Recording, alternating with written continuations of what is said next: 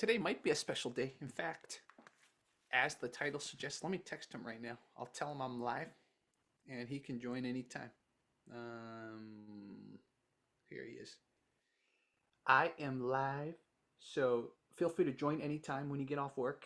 I'll send you an email when I hear from you. So this will be fun. Again, very chill, okay? So don't feel the need to, I don't know, I don't feel the need to like be fun or whatever. Like my viewers are very chill. This is my chess channel, not my other big channels. And one day this will be a big channel. But as of now, it's just a cool little community. It won't send. There we go. Okay, guys. So let me just, as you guys know, I have to update all the settings, right? Because Zoom can't do it. So we will do it ourselves. And then we will get started. And I kind of maybe shouldn't play a long game because what if Michael joins? But I get a feeling he's going to join later. Just know him. So I could probably have enough time to play a long game. And then we can go from there. So I'll start it and let me think about, I'll start and think about who, I don't know, we'll think about this. Like, do I play a long game and then as he joins, he might watch me for like 20 minutes, or do I play a short game? Just, this will be a short game marathon. Because knowing how it works with YouTube live streams, it takes a little bit for people to join, right? So unless there's a viewer that wants to play me right now, let me check the live control room, see if anyone's here right now. Nope. See, so it's like it'll take a little bit for people to join. So we'll just, maybe we'll do some lessons while we're at it. I can show you guys.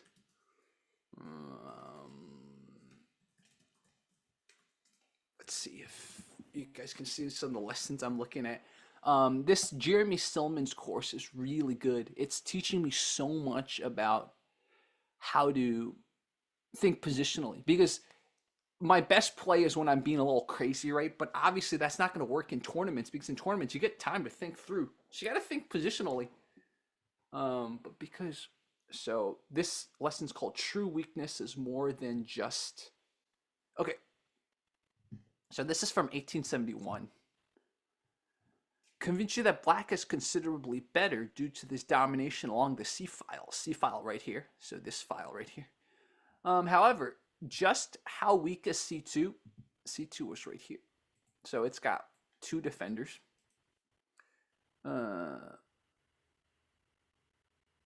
Isn't the, yeah, plenty of support. In fact, not only is D4 knight defending C2, it's also tying black down to the defensive E6. It's attacking this backward pawn. So perhaps things aren't so clear, or perhaps they are. So one thing Silman has taught me about is what are permanent pawn holes and what are temporary. Like this is a temporary hole, right? It can get filled. This is a temporary one, but here we have a permanent hole, right? Never ever going to get filled. And then once he moves this becomes a permanent hole. So that's something to think about. We have a permanent hole here. And then backward pawn, like I talked about. He's got a backward pawn that we're attacking, right? So much of the attacks on that. So once I get much better at this, it'll improve my chess skills so much. So let's think about this, okay? We got 1, 2. This knight is in a pretty cool outpost, right? Look at how beautiful the knight. Look at how much it controls. But it's not attacking this, okay? So, just think about this. Let's look at a hint. If white didn't have his knight, yeah, obviously. So, the first thing is maybe you could go here, but going here is kind of, you see that? It's just gonna, but what if you, yeah, that's not enough of a deflection.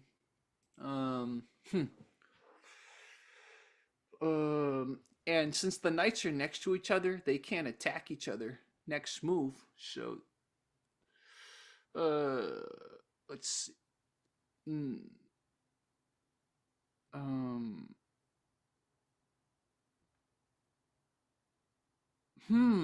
Oh man.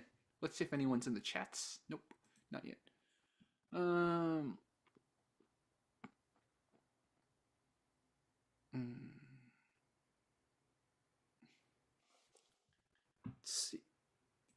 Got this candidate move here. You go here.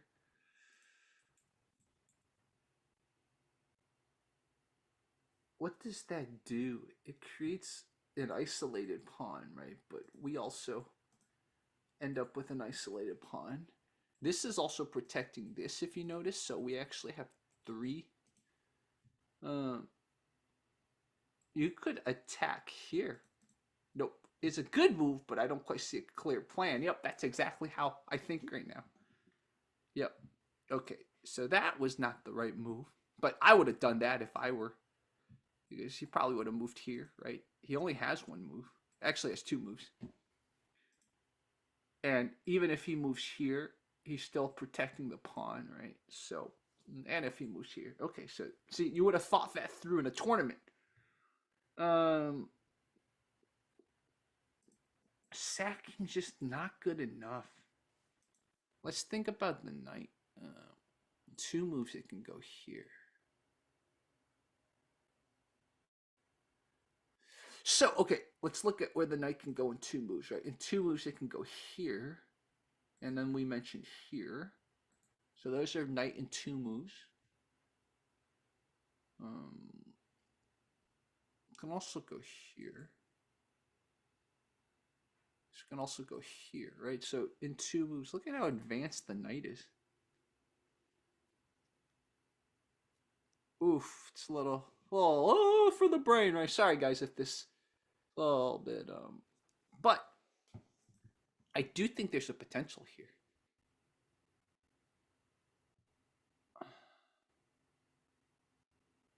You could even attack the knight in two moves, right? Yes! Woohoo! See, I'm thinking positionally. Yeah, exactly. I gotta address the knight. Ooh, nice. That's how you think ahead, right? You see, instead of calculating 100 varieties, you look at the weakness and position. That's how you get better at chess.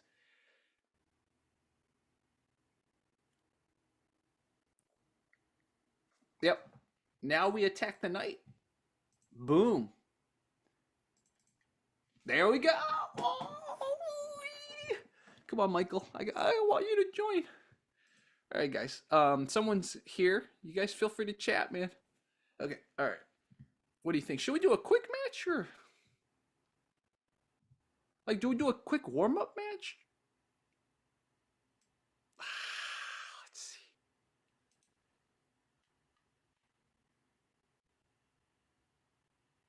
Like a match where I get the aggression out.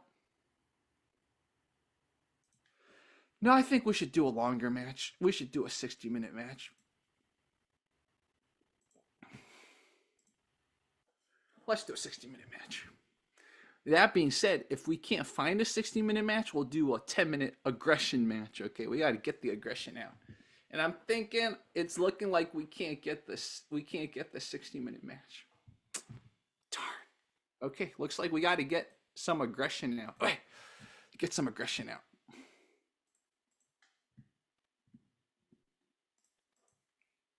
All right. Do we do the Scotch immediately or do we let's do the Italian. Now we can do the Scotch. Now let's do the Scotch.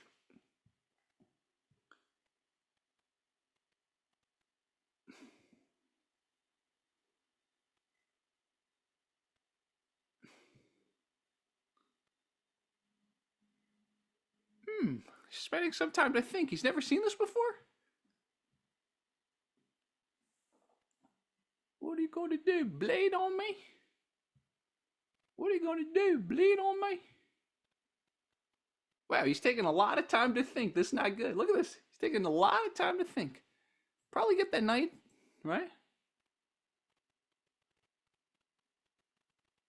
You should not be taking this amount of time to think, bro. Okay, all right. I guess I'll win on time. Okay, he's going to take. We're going to take. Oh! Okay, you're not supposed to do that. You're not supposed to take with the knight. Look at how vulnerable you are. Look at look at how like he's got nothing developed. Look at this. You're not supposed to do that. Okay, it's okay. It's okay. Just the key is stay focused, right? Keep exploiting weaknesses. Don't get cocky. Got to get the knight out first before you castle. Got to protect that pawn, right? That pawn, because again, this bishop's not there to protect. Oh, he's still thinking. What is this rating? Oh, okay, he just hit 1,000. Yeah, all right, that makes sense that he's never seen the Scotch. My man, you can't be running down the clock like this. What if he's loading up the machine? He's going to start cheating. Okay, he's going to do that. We're going to go here. I should have pre-moved. It's okay.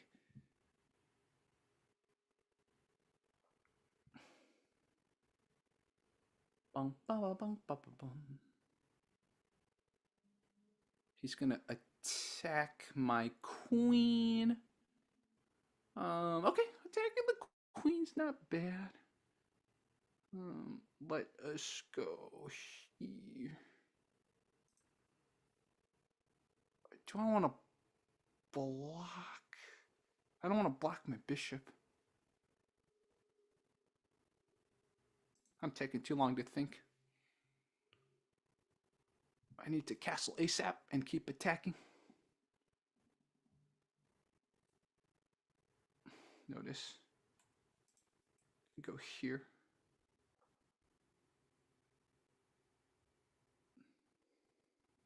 Let's castle. Come on. Even get the bishop out might be good. That's okay. We'll castle first. We'll castle first and then attack here. Now, with 10-minute games, right? You still have time to play it, so you shouldn't be playing this quick, but sometimes you play these 10-minute matches to get the aggression out. Okay, he wants to castle. Let's see if there's any weaknesses. No, there isn't. Let's castle. So he's going to go there. Let's get the rook out.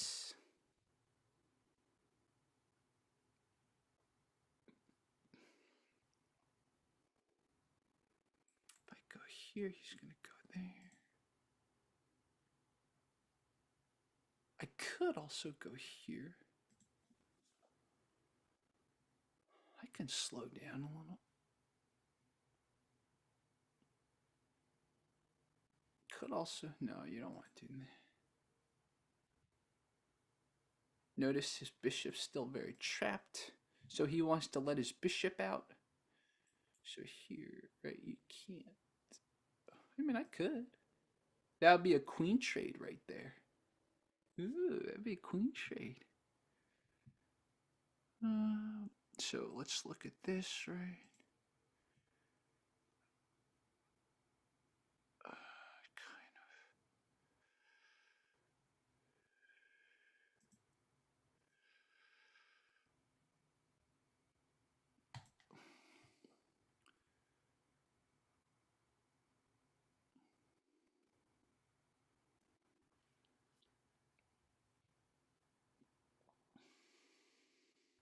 If he can get rid of that knight, he's gonna go here.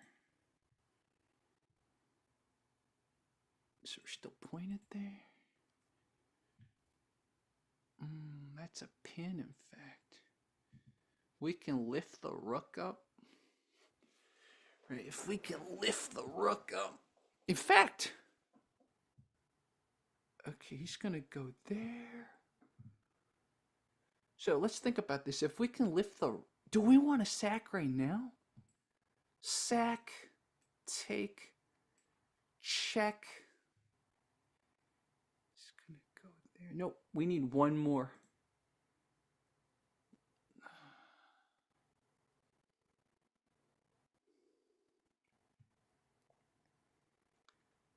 We need one more piece. We need one more piece.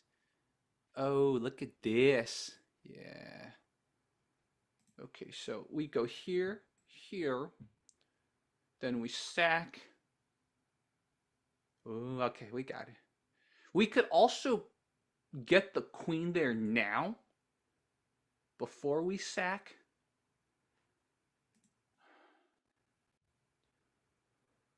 Yeah, I think we got this. Let's get the queen here. No, let's get the rook. Let's get the rook into it.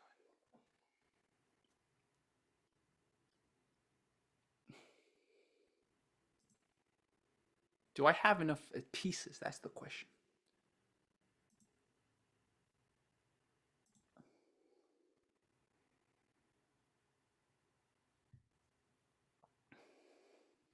I got, like, he can go here, right?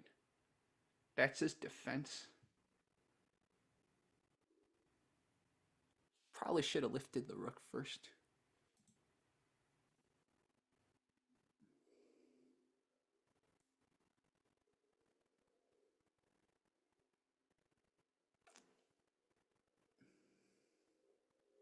Yeah, this is one of those. So he's gonna attack me there. So okay, let's think about this. I'm still gonna sack, right? I don't think there's any blunders here.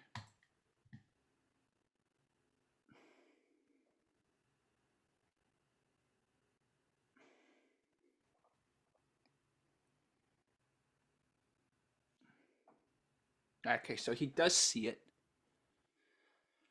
Let's think about this.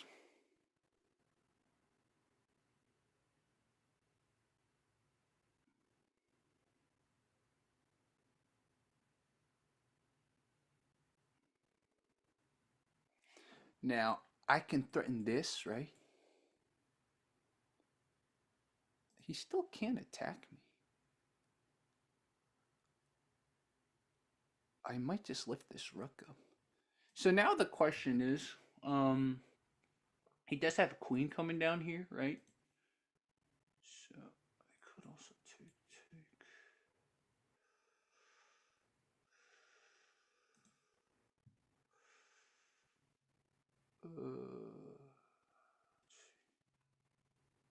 Could also move this back here.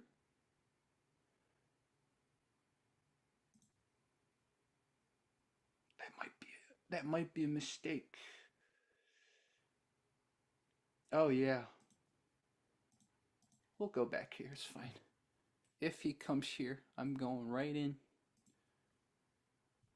And then we move this up, over. And then we're good. We lift the rook. The question is, if he does take, which way? Which way do we take? Probably this way, right? So he wants to attack my queen. Ooh, not a bad move. Probably his best move.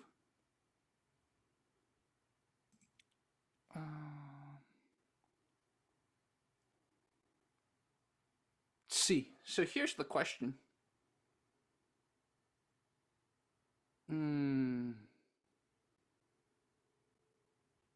Because if we take, he takes, he's pinned. I can get this up, over.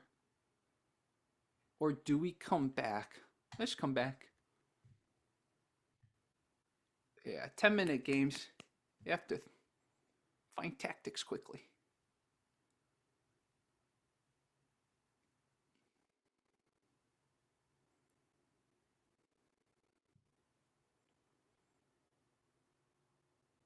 I'll lift that rook up. Let's see, you go there.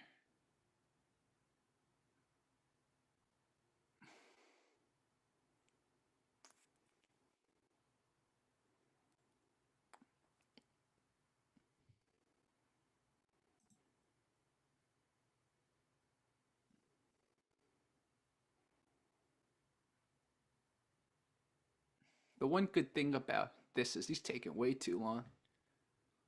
So Oh, he decides to go there. Interesting. Okay, he takes. I mean, I'll take a rook too.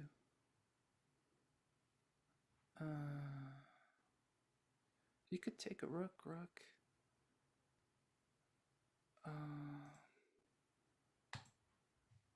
Take.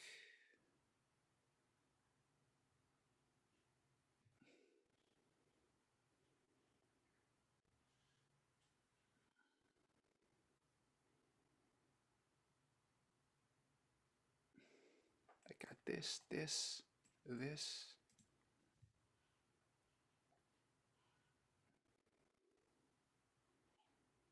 I just have to slightly be careful of my back rank.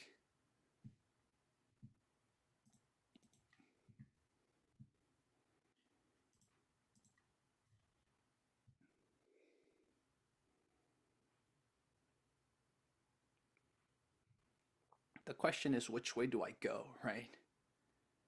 I think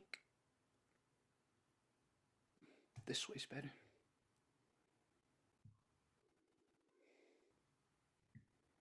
He's going to try to go there for my back rank. So he's going to try to trade. Let's see. So this is going to be one of those end games.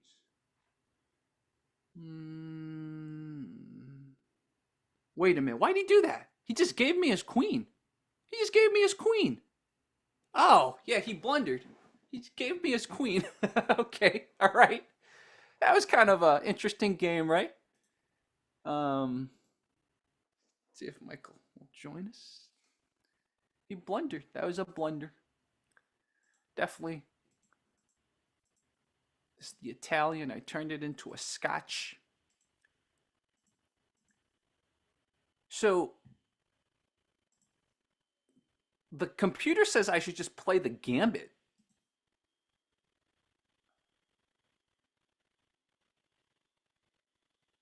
So next time, just play the Scotch Gambit. That's what he's saying. Don't even retake it. Just gambit it. So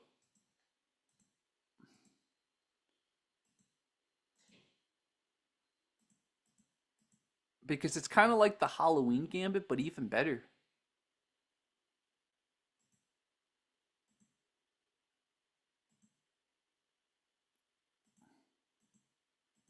Okay, I see. So next time, just play the Scotch Gambit. So he definitely should not have taken, right? That was his. So I should have charged immediately. Should have kicked him away because he has actually nowhere to escape to. Okay, I got it. So now I know. Kick him. So that was the best move. So I still should have kicked, man. So that was bad. Yep. Okay, so that was a great tactic I saw. What? So, oh. Whoa. Whoa. Okay. All right. Got it. So, what was the best thing I should have done? Just taken. But that would have released his rook, though.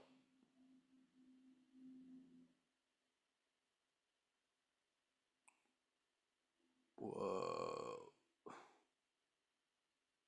Whoa. Okay. All right. All right. Now I know. So I actually had a blunder that he didn't. That will cost me a bishop. Why?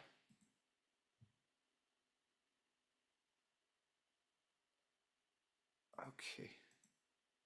So he did the wrong thing there. I actually did the wrong thing too.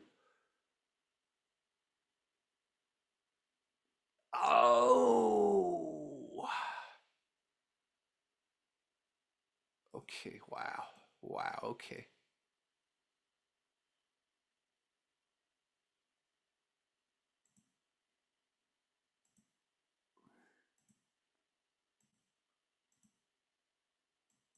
Okay, okay.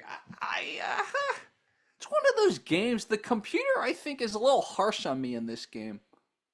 I think the computer's a little harsh. What do you guys think? What do you think, guys? Should we do another 10-minute game, or should we? The problem with 10-minute games is that they don't teach you to really think it through, man. Come on, Michael, you gotta join. Let's see if Liam wants to join.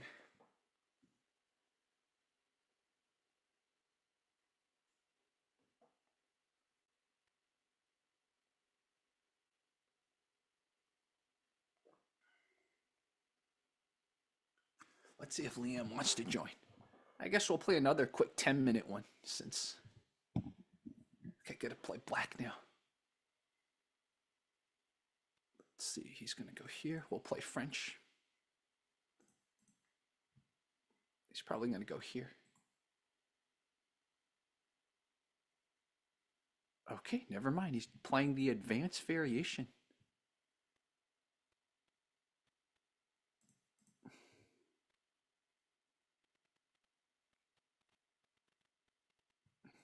So 1, 2. He's gonna pin, and that's fine. I don't give an F. Let's go here.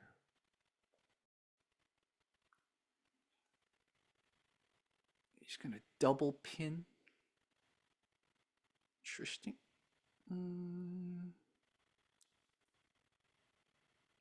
Go. Let's see.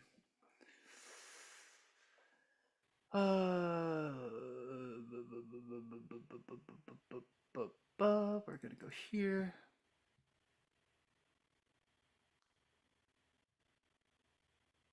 He's gonna go here. We'll go here. He's gonna go here. We'll develop our bishop. So we're there. Okay, so now this has become a very interesting match. 1, 2. Also go here, prevent him from castling. Let's see.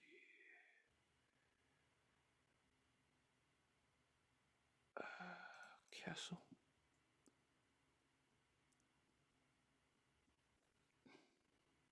Let's break here.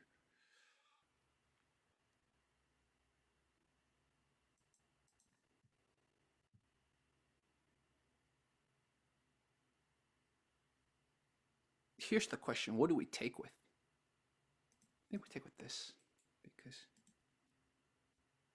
it's going to go there. That's fine.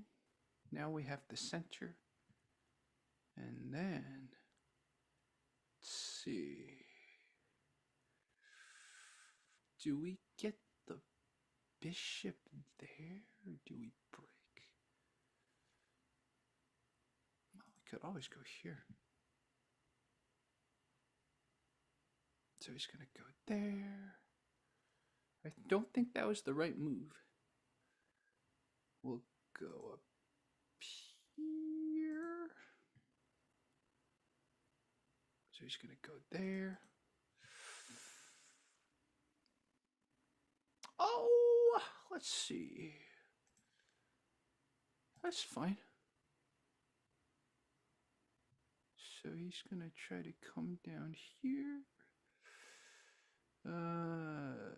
I do have a backward pawn there. This is some really messy stuff he's into. I think, what do we do? I think we go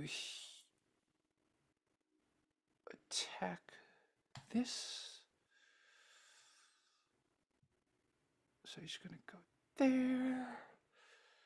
Wow, this French defense is really crazy. We'll go. Gotta get this bishop into the action.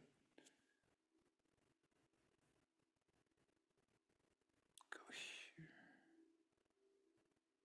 We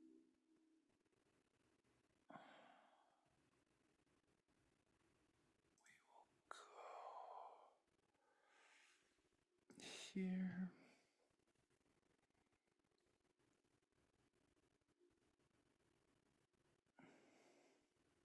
Go here. entire side is empty. Let's see. Let us go.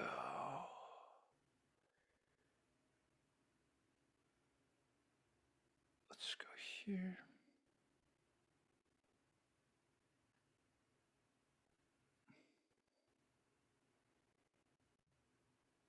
Look at this structure. Look at this structure.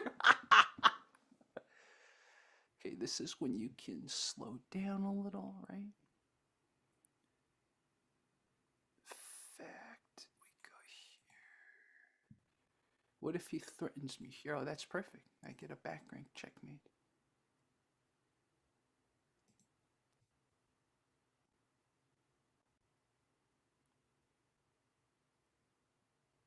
He's stuck there. He's trying to attack this. Let's see. What? All right, well, let's free the back rank.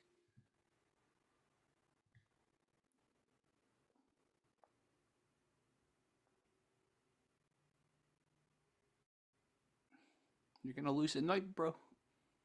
You're gonna lose at night. Yes, you're gonna lose that night. Or I could set it up more. Get this up there first. He's gonna go there. Let's think about this. What has he done? All right. What's my game there? You're gonna lose that girl.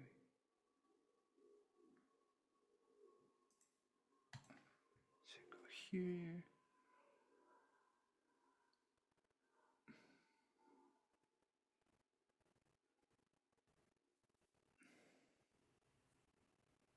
He's gonna go there. Well, then I got your.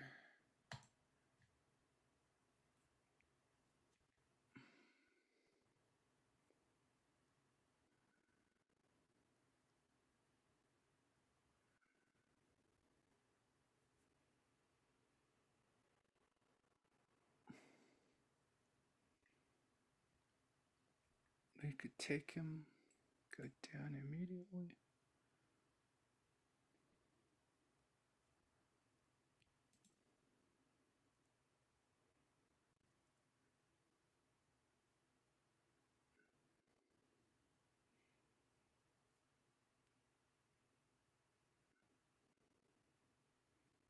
Or do you get greedy take with pawns? So he's gonna go there, protect here. Let's see. Oh, I can pin him. Do we want to pin him or do we want to do something else?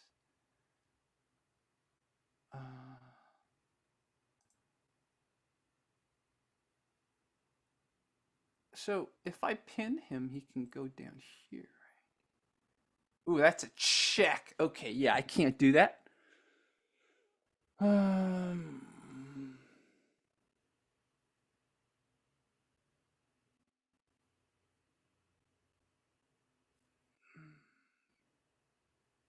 Ooh, it's complicated now. Time to shift strategy.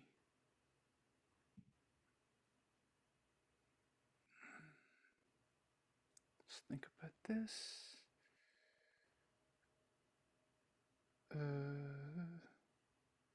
So we have here, right? I think we just have to. 1,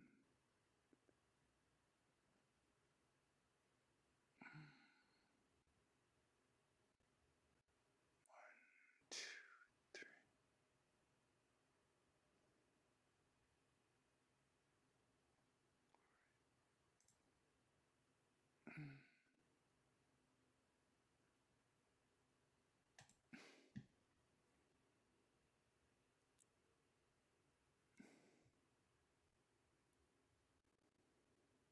He's got nothing.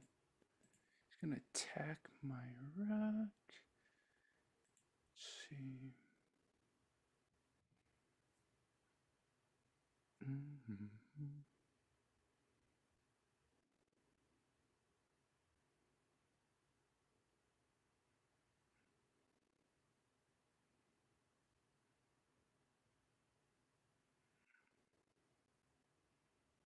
Let's see.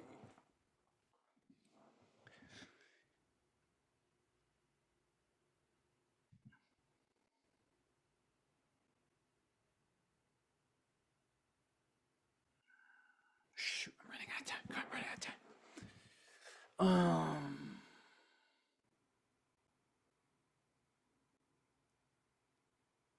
He's hanging. He's hanging. Go there. Oh shoot! I just got checked. Shoot, that's not good. That's not good. Oh, blundered, blundered, blundered. Let's see if he sees it. Let's see if he sees it. He could be. He could be so. Yeah, unfortunately, he sees it. That's not good. That's not good. That is not good. That's not good. That's not good. I'm gonna lose my bishop. I'm gonna lose my bishop. That's not good. I lost my bishop.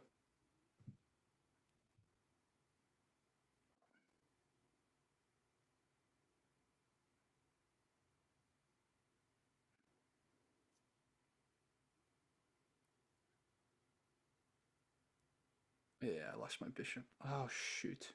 Yeah, that's not good. Oh man.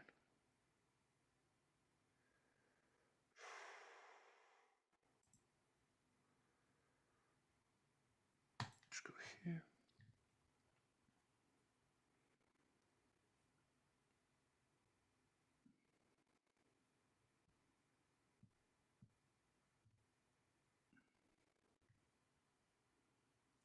It's not the end of the world.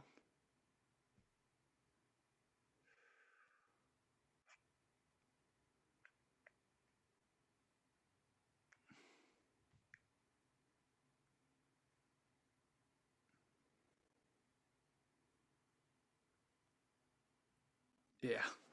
I went moved my queen too fast. That was okay, no more 10-minute games. We're gonna play a 60-minute game next. This is just one of those games, man. He's gonna take that. Think quick, think quick, think quick. Gonna go here. He's probably gonna go here.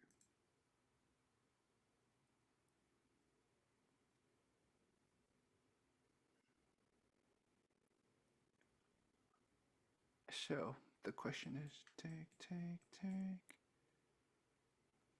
No, we don't have anything.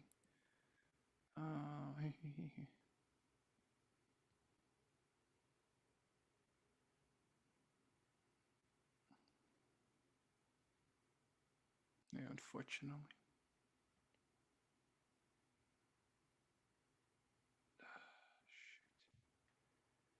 Well, fudge. Fudge, guys. Fudge. Just gonna fudge. You blunder once in these games and then it's over.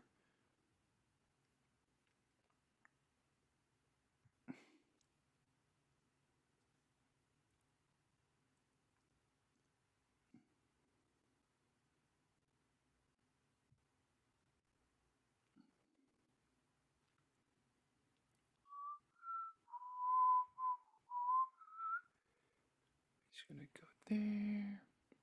Let's see.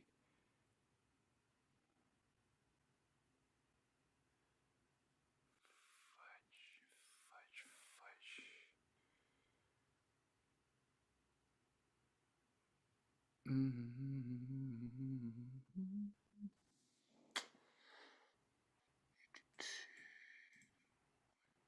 That that like runs interference.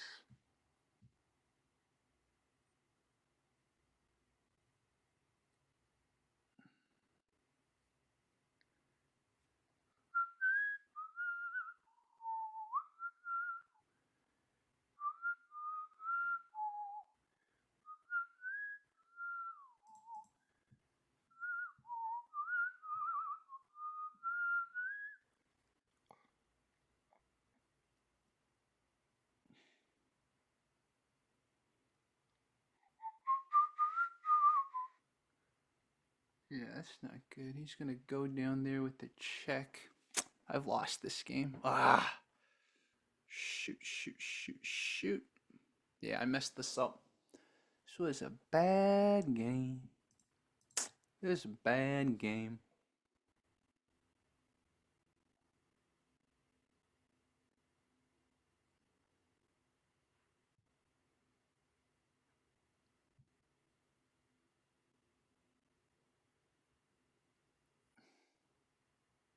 Yeah, I need to play a 60-minute game. You can only do one stupid 10-minute game and then you do another one and your bad habits all start accumulating because again, this is you don't spend time thinking about in crucial positions, right? Like so he's going to go there. Let's see.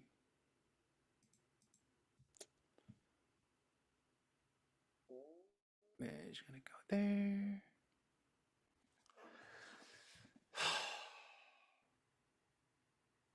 Whatever.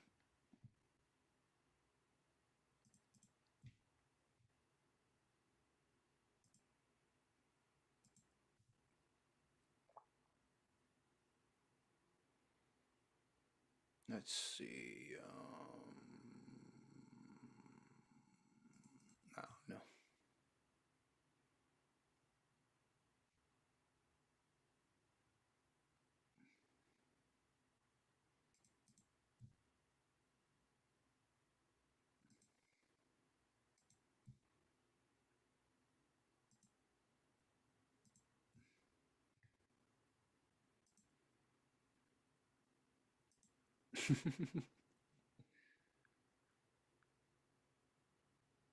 Oh shoot. Let's see how can I draw this? Let's think about this.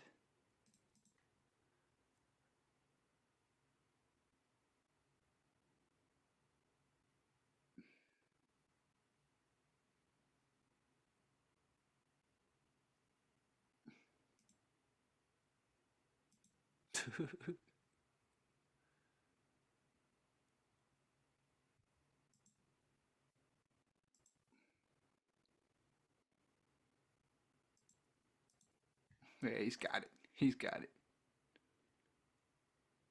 He's got it. He just has to go here, and I've lost.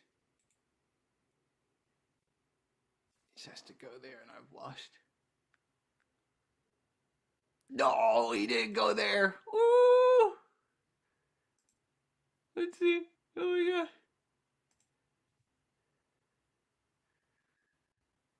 What has he done? He's gonna get 3 queens. He's gonna get 3 queens, guys.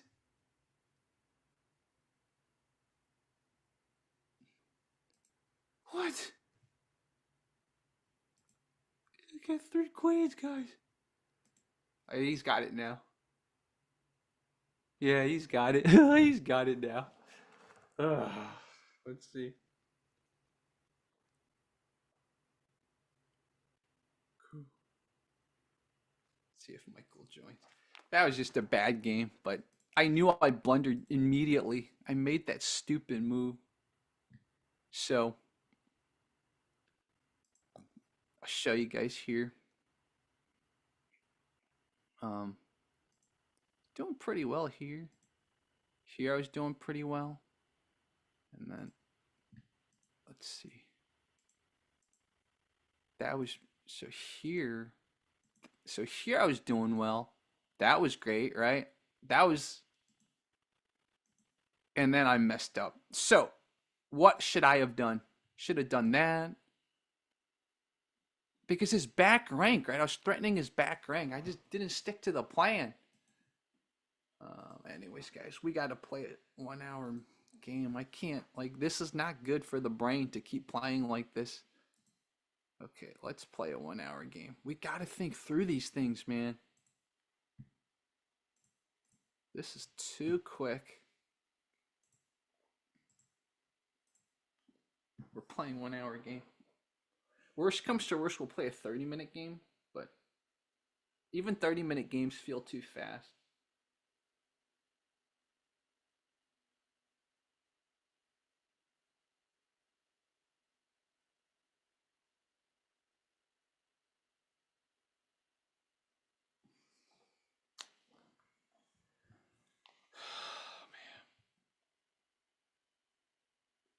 No one wants to play a 60-minute game. No one wants to play 60 minutes, man. That's not. Worst comes to worst, maybe we'll play a 15-10. Okay, all right, here we go.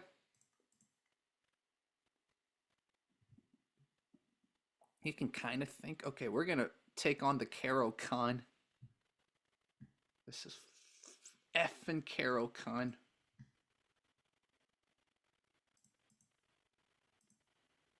So he's going to go down here and go back there.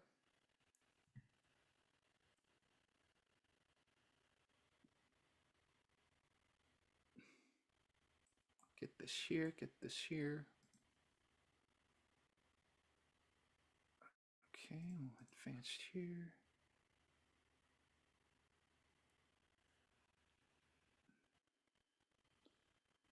We're going to go here. Check there.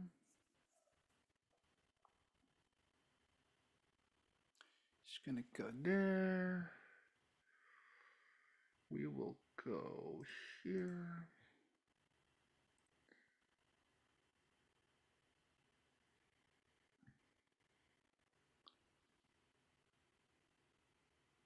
We can also go here.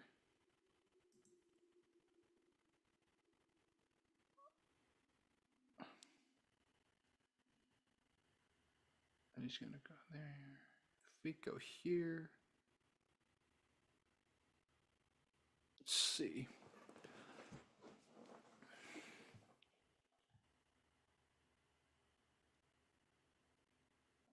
If he castles, his king's going to be here, right? I think we want to...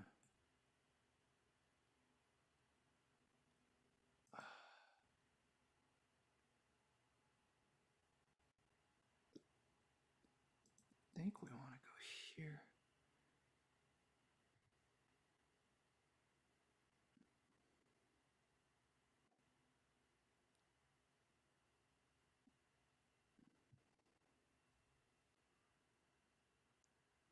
He's going to go there. Let's see. He's got that. I don't think I need to worry too much. So if he takes, I can take with this outpost. I think it's fine. I think it's fine. He's gonna go there. Let's see.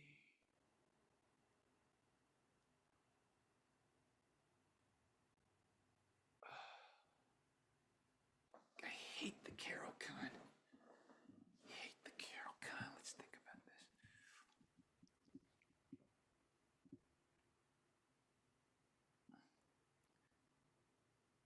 I got him to weaken that though.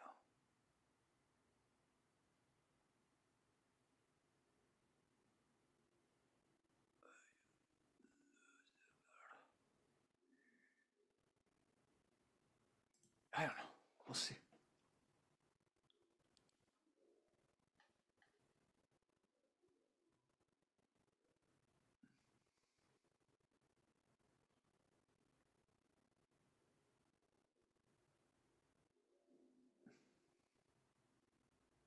Oh, that's an interesting trap that just happened. Because if I go here, notice, he can fork me and, ooh, that's a crazy trap right there.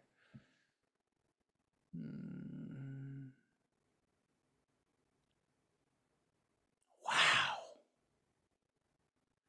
Dude, that would be mate, bro.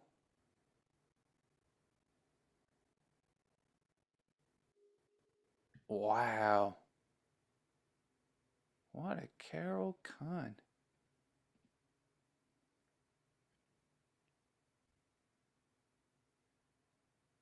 Wow, I messed this game up so bad. I'll have to figure out the lines there. I messed this up.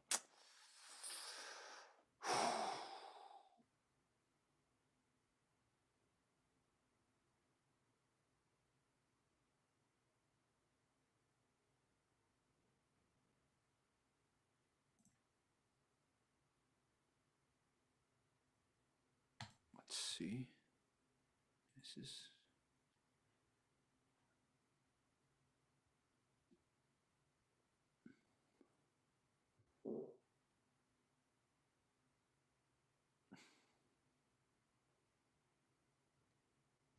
Wow, I'm gonna learn so much from this. This is one of those games I wasn't sure of the Caro-Kann lines, and look at this. Look at what happened. Either way, though, I still have a lot of kingside pressure. I think she's got a double attack here. I still have this, though. He's not in the clear. This could go either way. Still got that.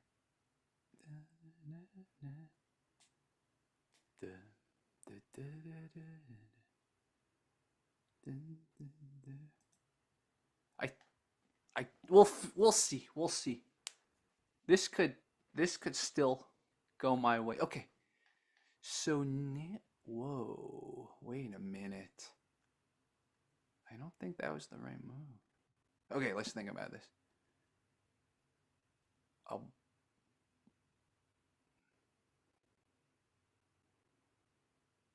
Right?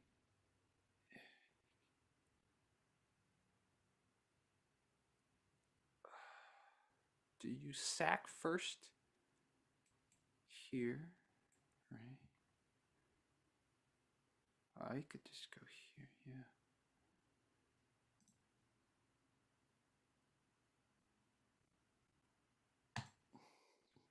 I don't think he should have castled.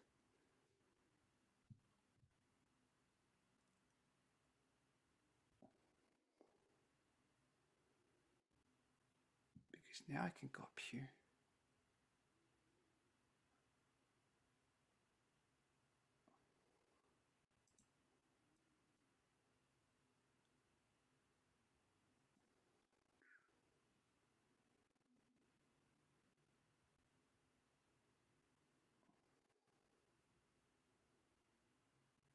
He had an advantage. He lost it. He should not have castled, man.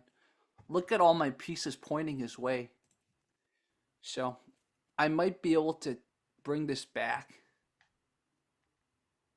Now with the knight here, he can't double attack me.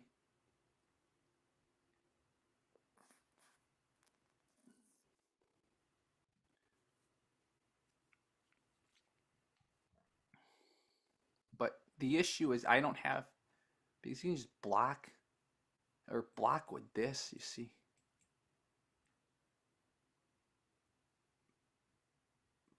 But does that give me? Okay, he's gonna block already. He's gonna do that first.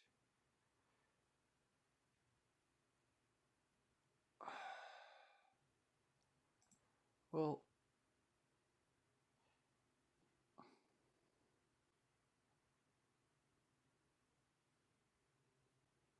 he's pinned now. He just pinned himself.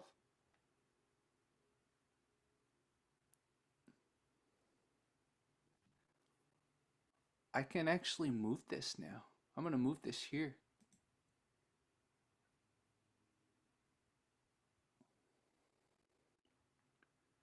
He's gonna attack me. Not a bad idea.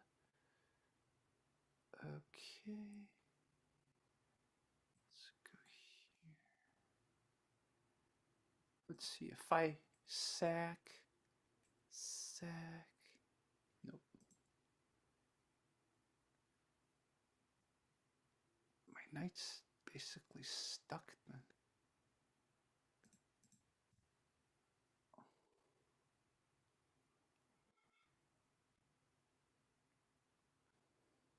That's not going to work because he comes up. He's going to go for it. Okay. Look at his pawns. Look at this. And now let's get the rook into it. Yeah, he attacked prematurely. He shouldn't have done this. So, just be careful of that. Probably I should get this pawn up.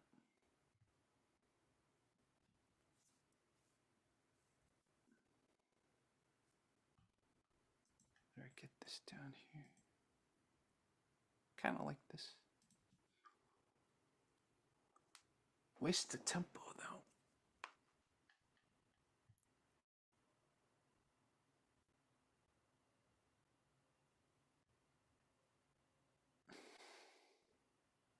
That's a backward pawn. Where else can I attack? He's gonna attack the knight.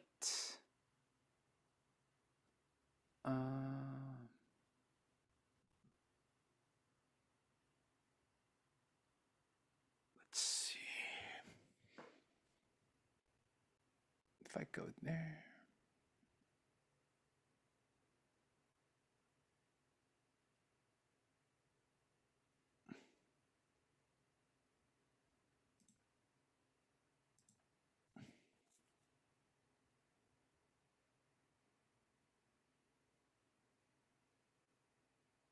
Let's see.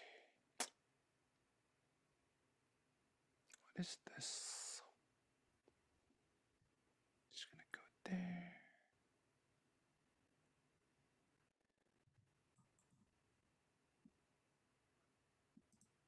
Wow, these games got crazy.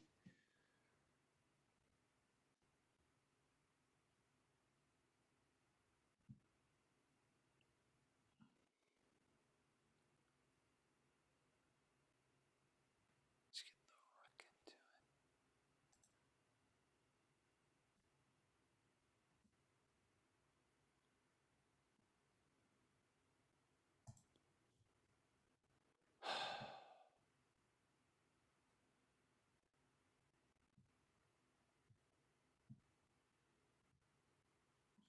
This backward pawn.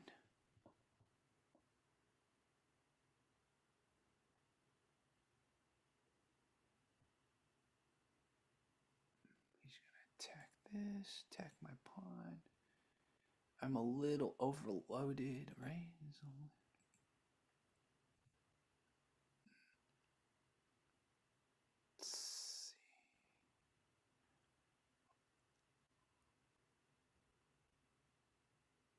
Right? See?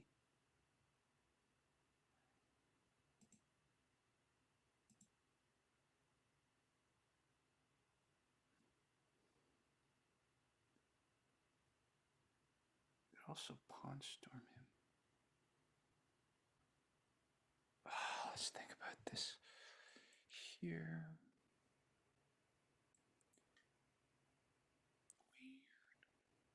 Weird.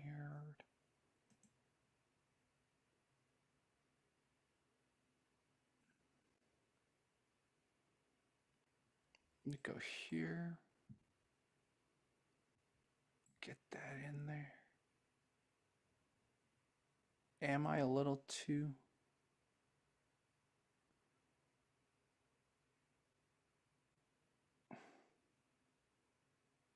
No, no.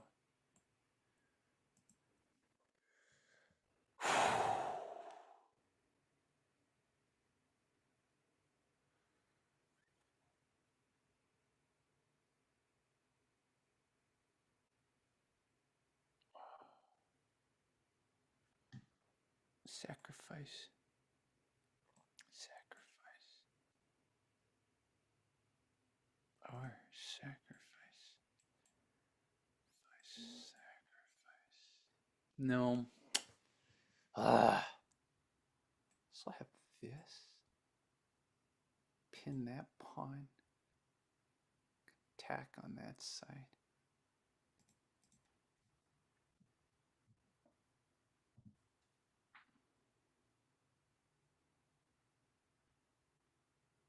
That's actually not good. You see that? He can go double attack me.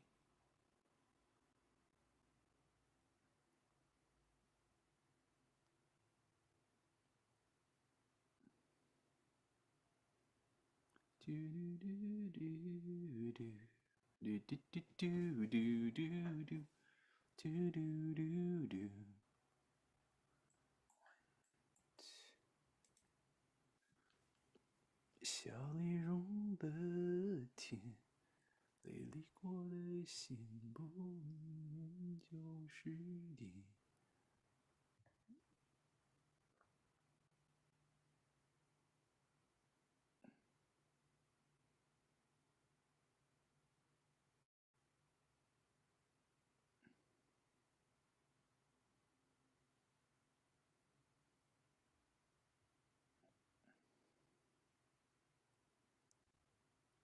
Got a double attack here. No.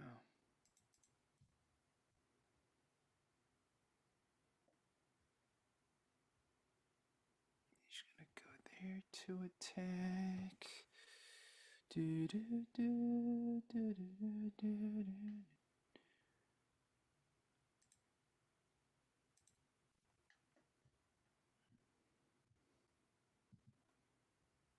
He's gonna go there.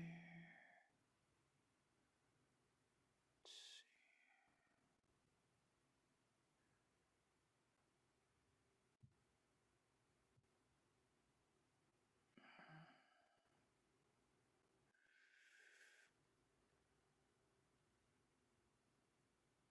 Okay, let's think about this for a second.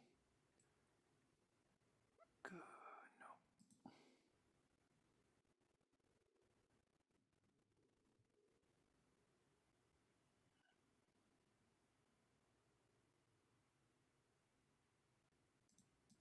I have to take it.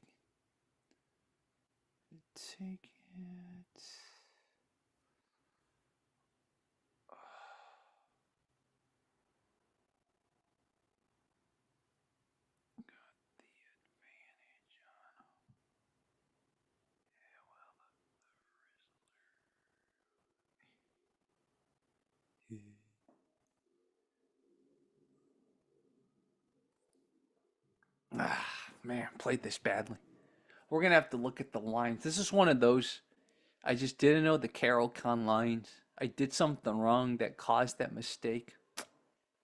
This is why Caro-Kann's powerful, you know?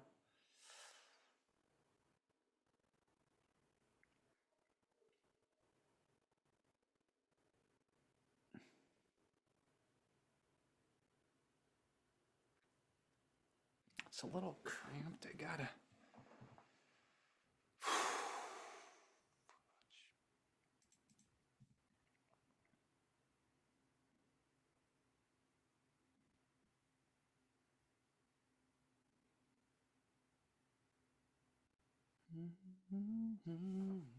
Gotta make some space.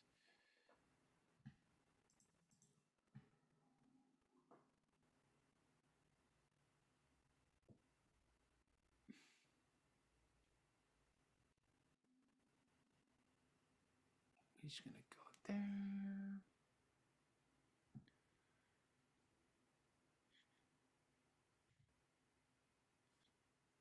Let's see.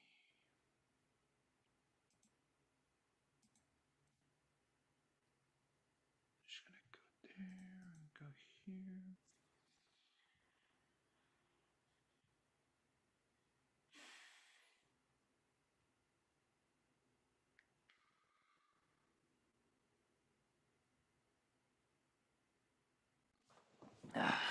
We'll see where I did wrong. The effing Caro-Kann, man.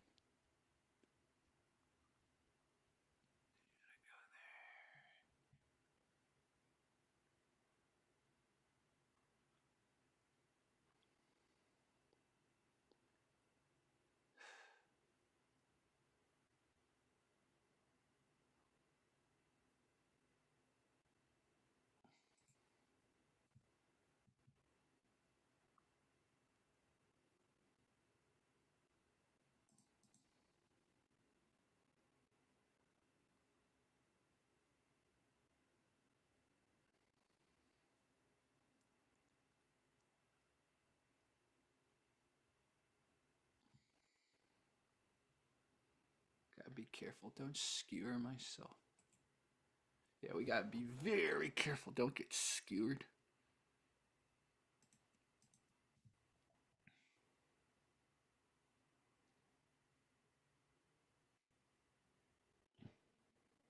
Because you see, he's a light squared bishop.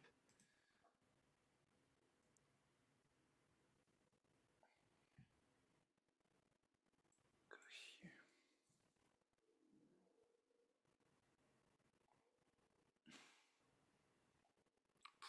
Oh shoot. Yeah, that's not good. That's a pin right there. Guess I'm gonna have to do that. Da-na-na-na-na-na. Man. Excuse me.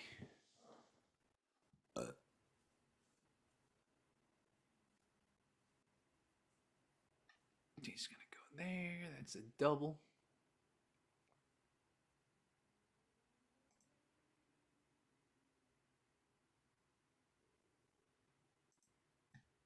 He's not doing anything right now.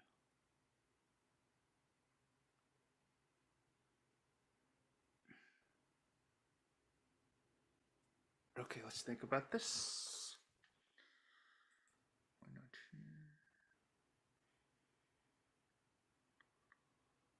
Sayonara.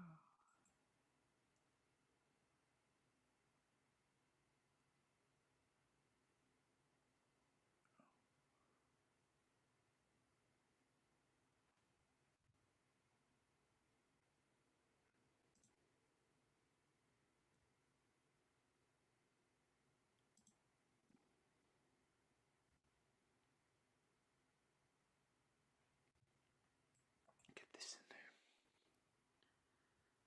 So.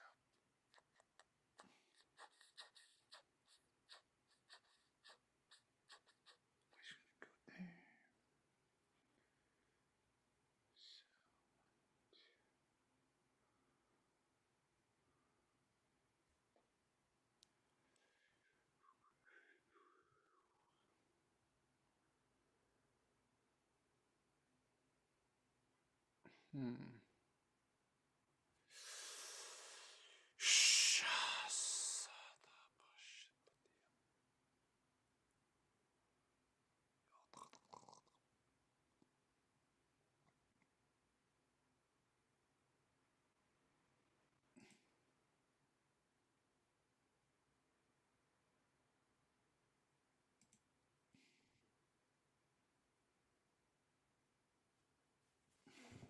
Go there. We have a pass pawn.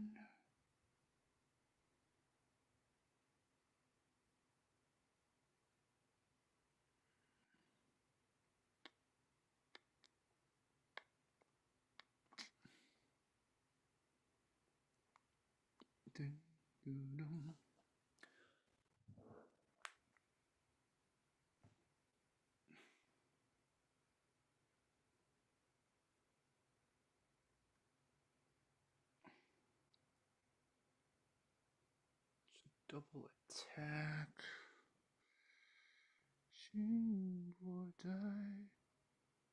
I messed this up again. Ugh! Messed this up.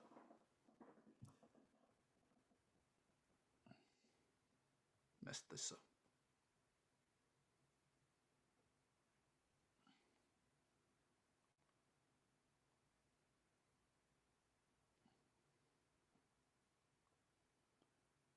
Let's see. Messed this up. Ah, I messed this up.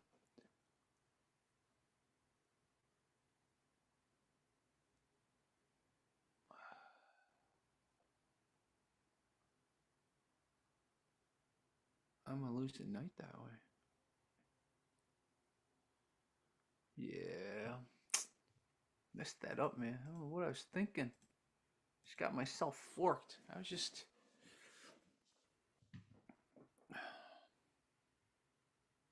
Guess we'll just have to do that.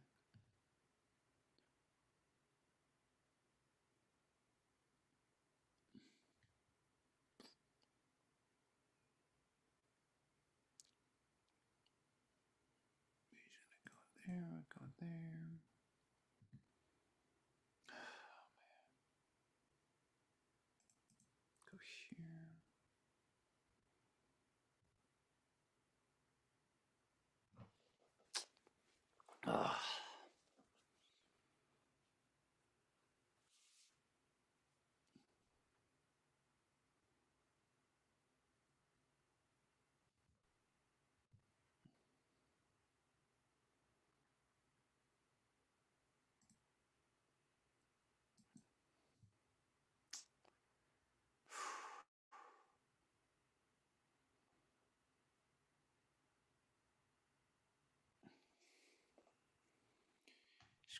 there. Mm-hmm.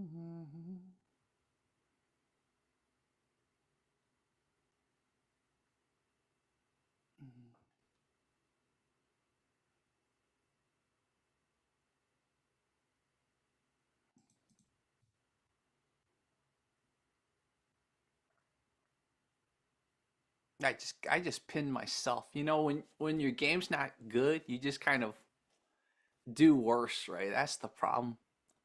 I don't know if he sees it. Oh, he didn't see it. Oh, he didn't see it. Okay. Well, that saved me a little.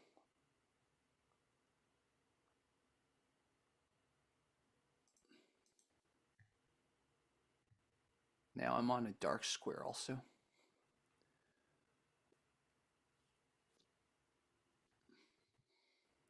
He's about to get double attacked if he's not careful.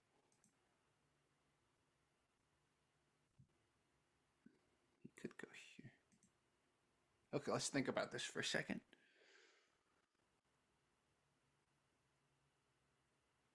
Okay, we gotta think about this. I don't think that was the right move for him.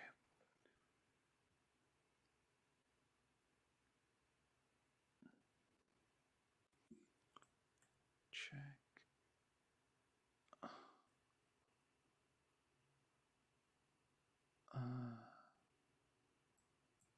If I go here.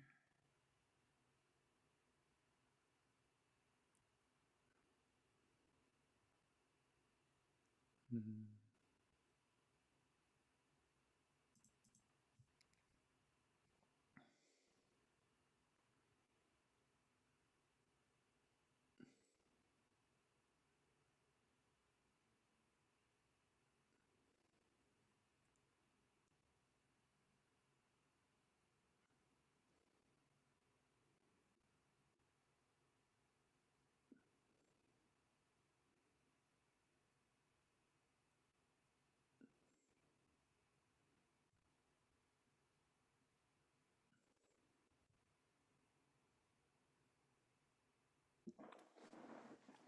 I have a chance. I still have a chance. Do do do do do do do do do do do do.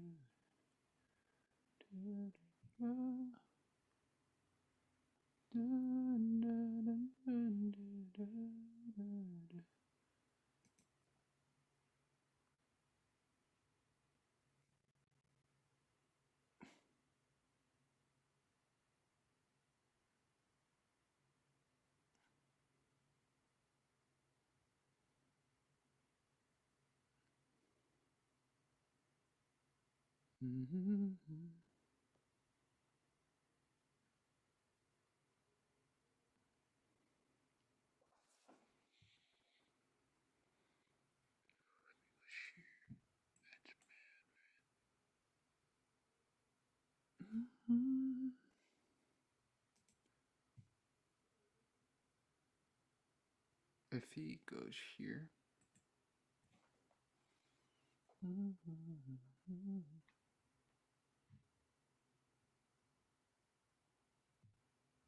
He goes here, that's checkmate. Not quite though. He goes here. I can go here. I'll be fine.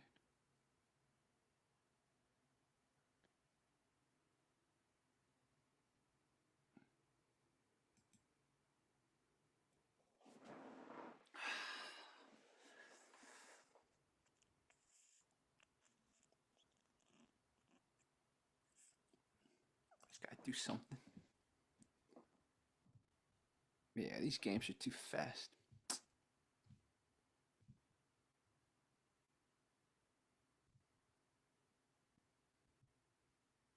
He's gonna go there. Ooh, interesting.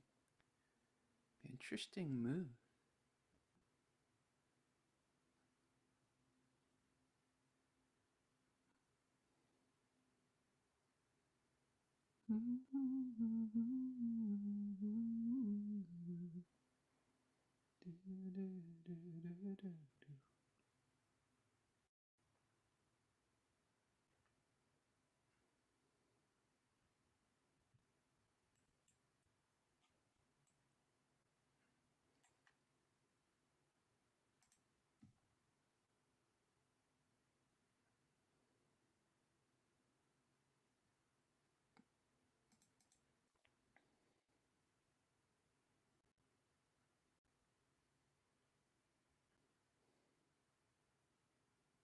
Just gonna go there.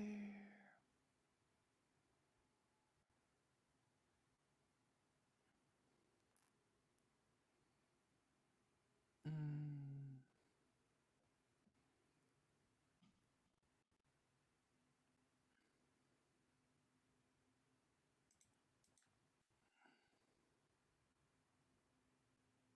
Oh, ah, yeah. Yeah, that's just not my best game, guys. I apologize. I apologize. That was just not good. That was not a good game by me. So let's look at where I went wrong. So everything was good. Okay, in the future, go up there first. Attack that.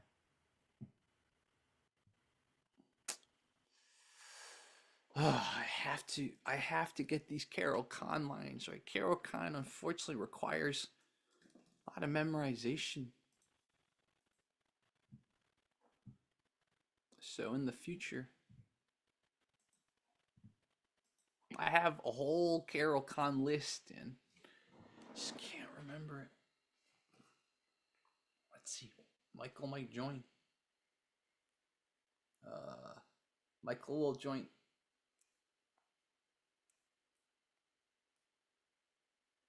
All right, Michael's gonna join, guys. Michael's gonna join.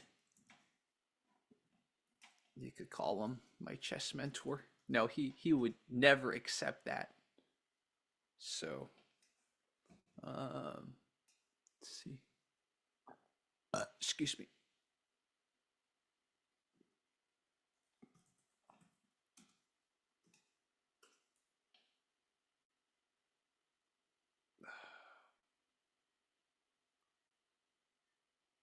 Let's see. Let me find his email.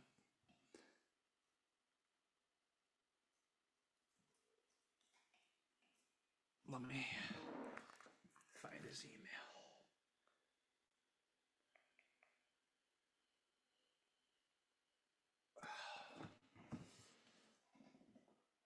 Well, we'll find Michael's email. In the meantime, I'm gonna update my stupid Caro-Kann notes.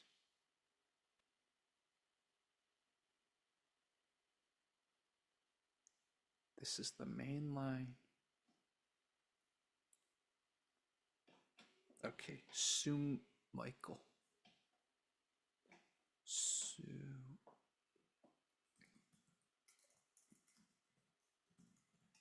Oh, here he is.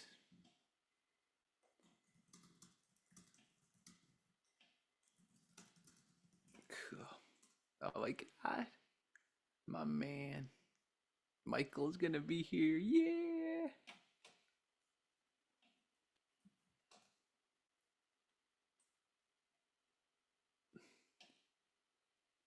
Perfect. Michael's gonna join us.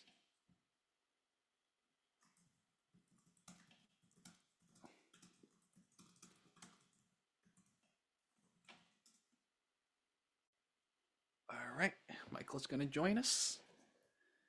And well, let me just tell him.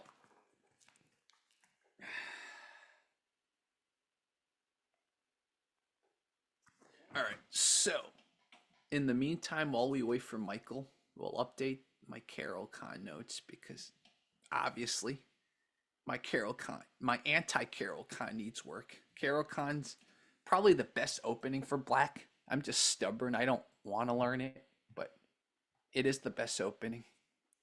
So, right, we got this. So, we could do that. Oh yeah. That's right. It depends on where he moves the bishop, right? It depends on where he moves the bishop. Yeah.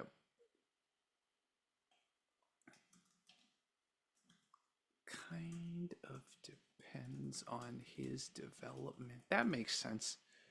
Here,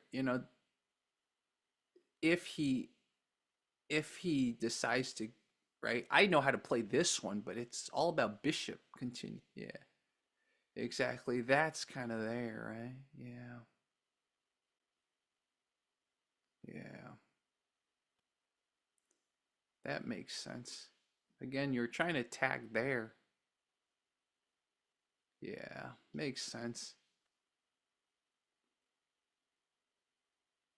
Yeah, makes sense. Just forgot. Like, what is your goal, right? What is your kingside attack goal? I just forgot. Yeah, got it. And then goes pretty downhill. That was not good. Okay, that was not the right.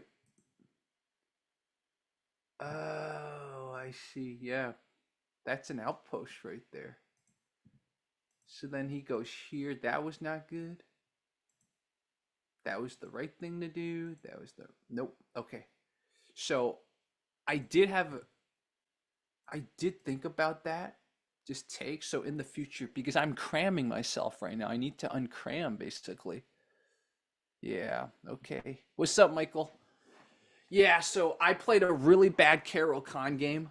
So I'm just looking at what I did wrong. So one of my things that it's been happening since I started studying chess is I always distrust my gut and I calculate myself out of it, which means either my calculation skills need work or I need to follow my gut or both.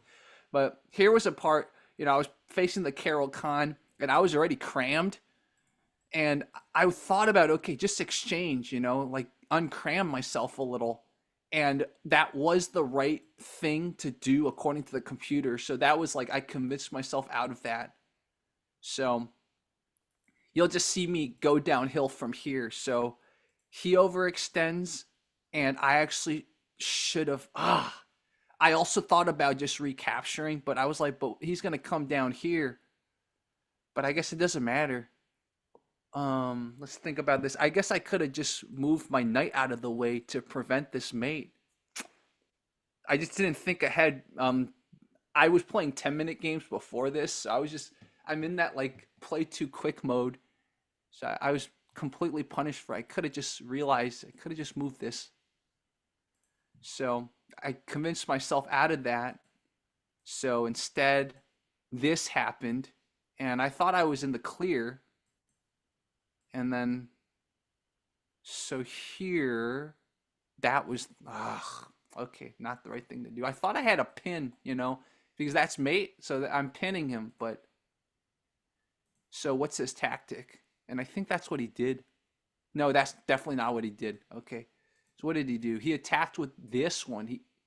He didn't see the discovered attack. I see. And then so I missed another tactic right here. So instead, oops, sorry. Should have just done that because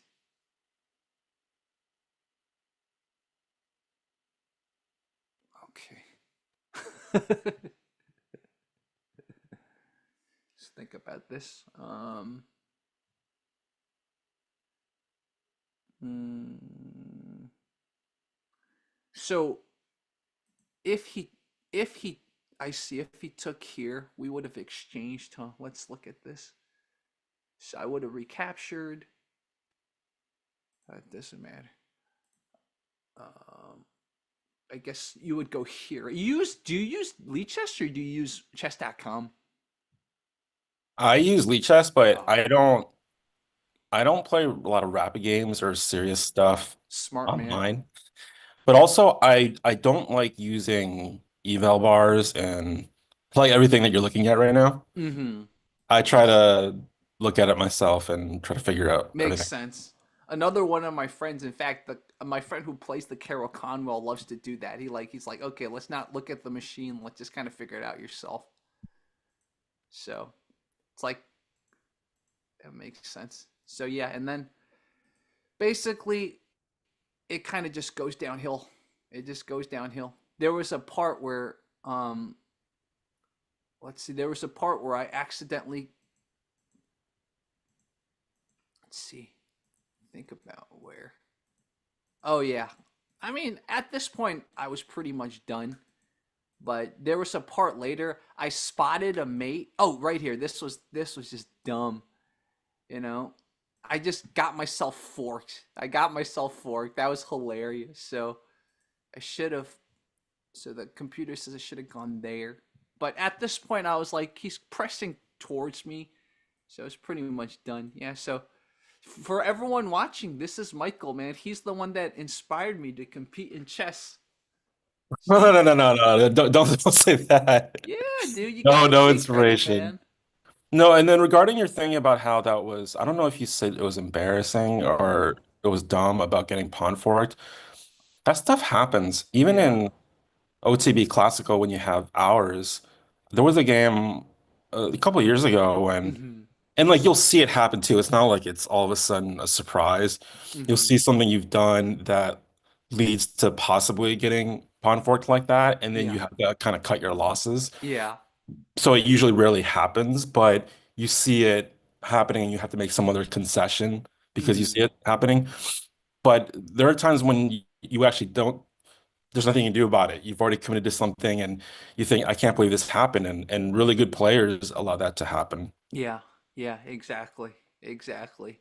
Um, I was telling our chess group that I was looking at the Silman lessons, the Jeremy Silman lessons. I don't know if you've ever seen these, but he's really good at explaining things positionally. Now, obviously, I think you'll get more out of applying his stuff if you play OTB or longer games, right? So I was waiting for either you or Liam. So I was just like, I don't want to get involved in a 60-minute game. So I was just playing more rapid games. But the Silman lessons really kind of come to life, I think, in OTB or longer games. So, Yeah. Liam, I don't know him, but I mhm. saw him on the Instagram group, and I think he's really, really good based on the type of feedback he's giving. Yeah. And you should let your audience know that my rating has been sinking after hitting an all-time high last year in July. Hmm. I'm down to 1709. I'm not once what I used to be. That's about Liam's rating. No, but I thought he was 2100 or 2000. That's Thomas. Oh, Yeah, okay. Thomas is the really good one in our group. He barely talks. Like he's a smart guy. He like observes. Thomas is Who- gonna reach national master probably by this year. Wait, but I thought Liam was the one that knew all that theory because I remember he was talking. He does, but he doesn't have a US rating yet because he's Canadian. Oh, so he could be 2000 strength. That's the thing. Yeah, he might be. But the one that I know is 2000 strength is Thomas. And that's USCF or FIDE rating. USCF. Oh, okay. Yeah. Anyway, Yeah. I was saying that the my ratings been sinking, but with Silman, I have his books, and Uh, I think like my favorite book of his is his Endgame book. I can't remember what it's oh. called, but oh, Yeah. Silman's End Complete Endgame Course. Uh-huh.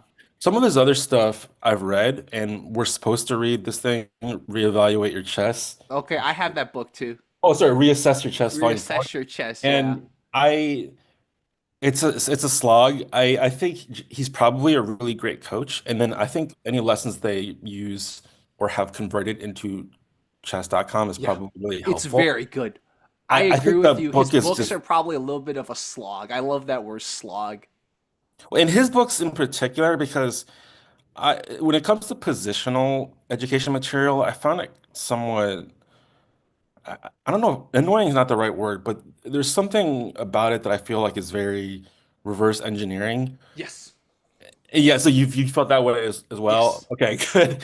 And I feel like with his stuff, there are really great examples in Reassessor Chess, but my sense is he makes some broad point. It sounds great, and it's a nice idea, Mm-hmm. a nice bite-sized idea. But Mm-hmm. then his evidence for that he supplies is some long 20 move variation that is Yes. incredibly concrete. Yes. And I feel like, well, great. But that's not very helpful because it's incredibly tactical what you showed us. Yeah, And it, exactly. right. So you know. So I agree with you on that. And what I think the reason I stuck to this course on chess.com was because it wasn't like, oh, yeah, 5 moves down, right? This is like he gives you like 2 or 3 move positional kind of thinking. And so that's why I stuck with this one because it like helped me little things I never thought about. Like, obviously we know about holes in the pawn structure, right? But then now that the pawn's removed from this file, there's potential permanent pawn holes. That's something I started thinking about. It's like, okay, like there's temporary pawn holes. Like, I guess this is a temporary pawn hole, right? Because you could always move this pawn. But like there's permanent pawn holes on this file because like there's no pawn here. Like these are things I never thought about. Like little ways to see a structure.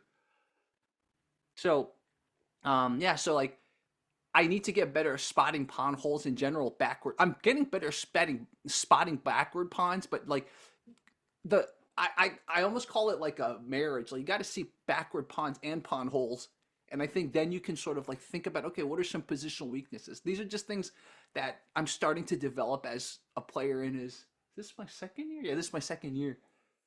So, um, for example, Michael, when you look at a position like this, first of all, do you ever you do puzzles? Like we've done puzzles together. When you look at a position like this and you know that we're doing Silman's kind of positional, what else do you notice besides, okay, there's a pawn hole, I might notice this knight on the rim. What would you notice in a situation like this?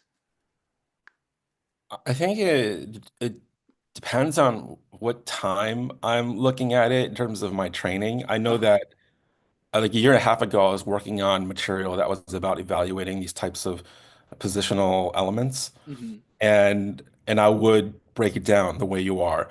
The Mm-hmm. past, I'd say 3 months, especially, I've been working on something that's actually a big weakness of mine, Uh, which is tactics and well, tactics, mm-hmm. Mm-hmm.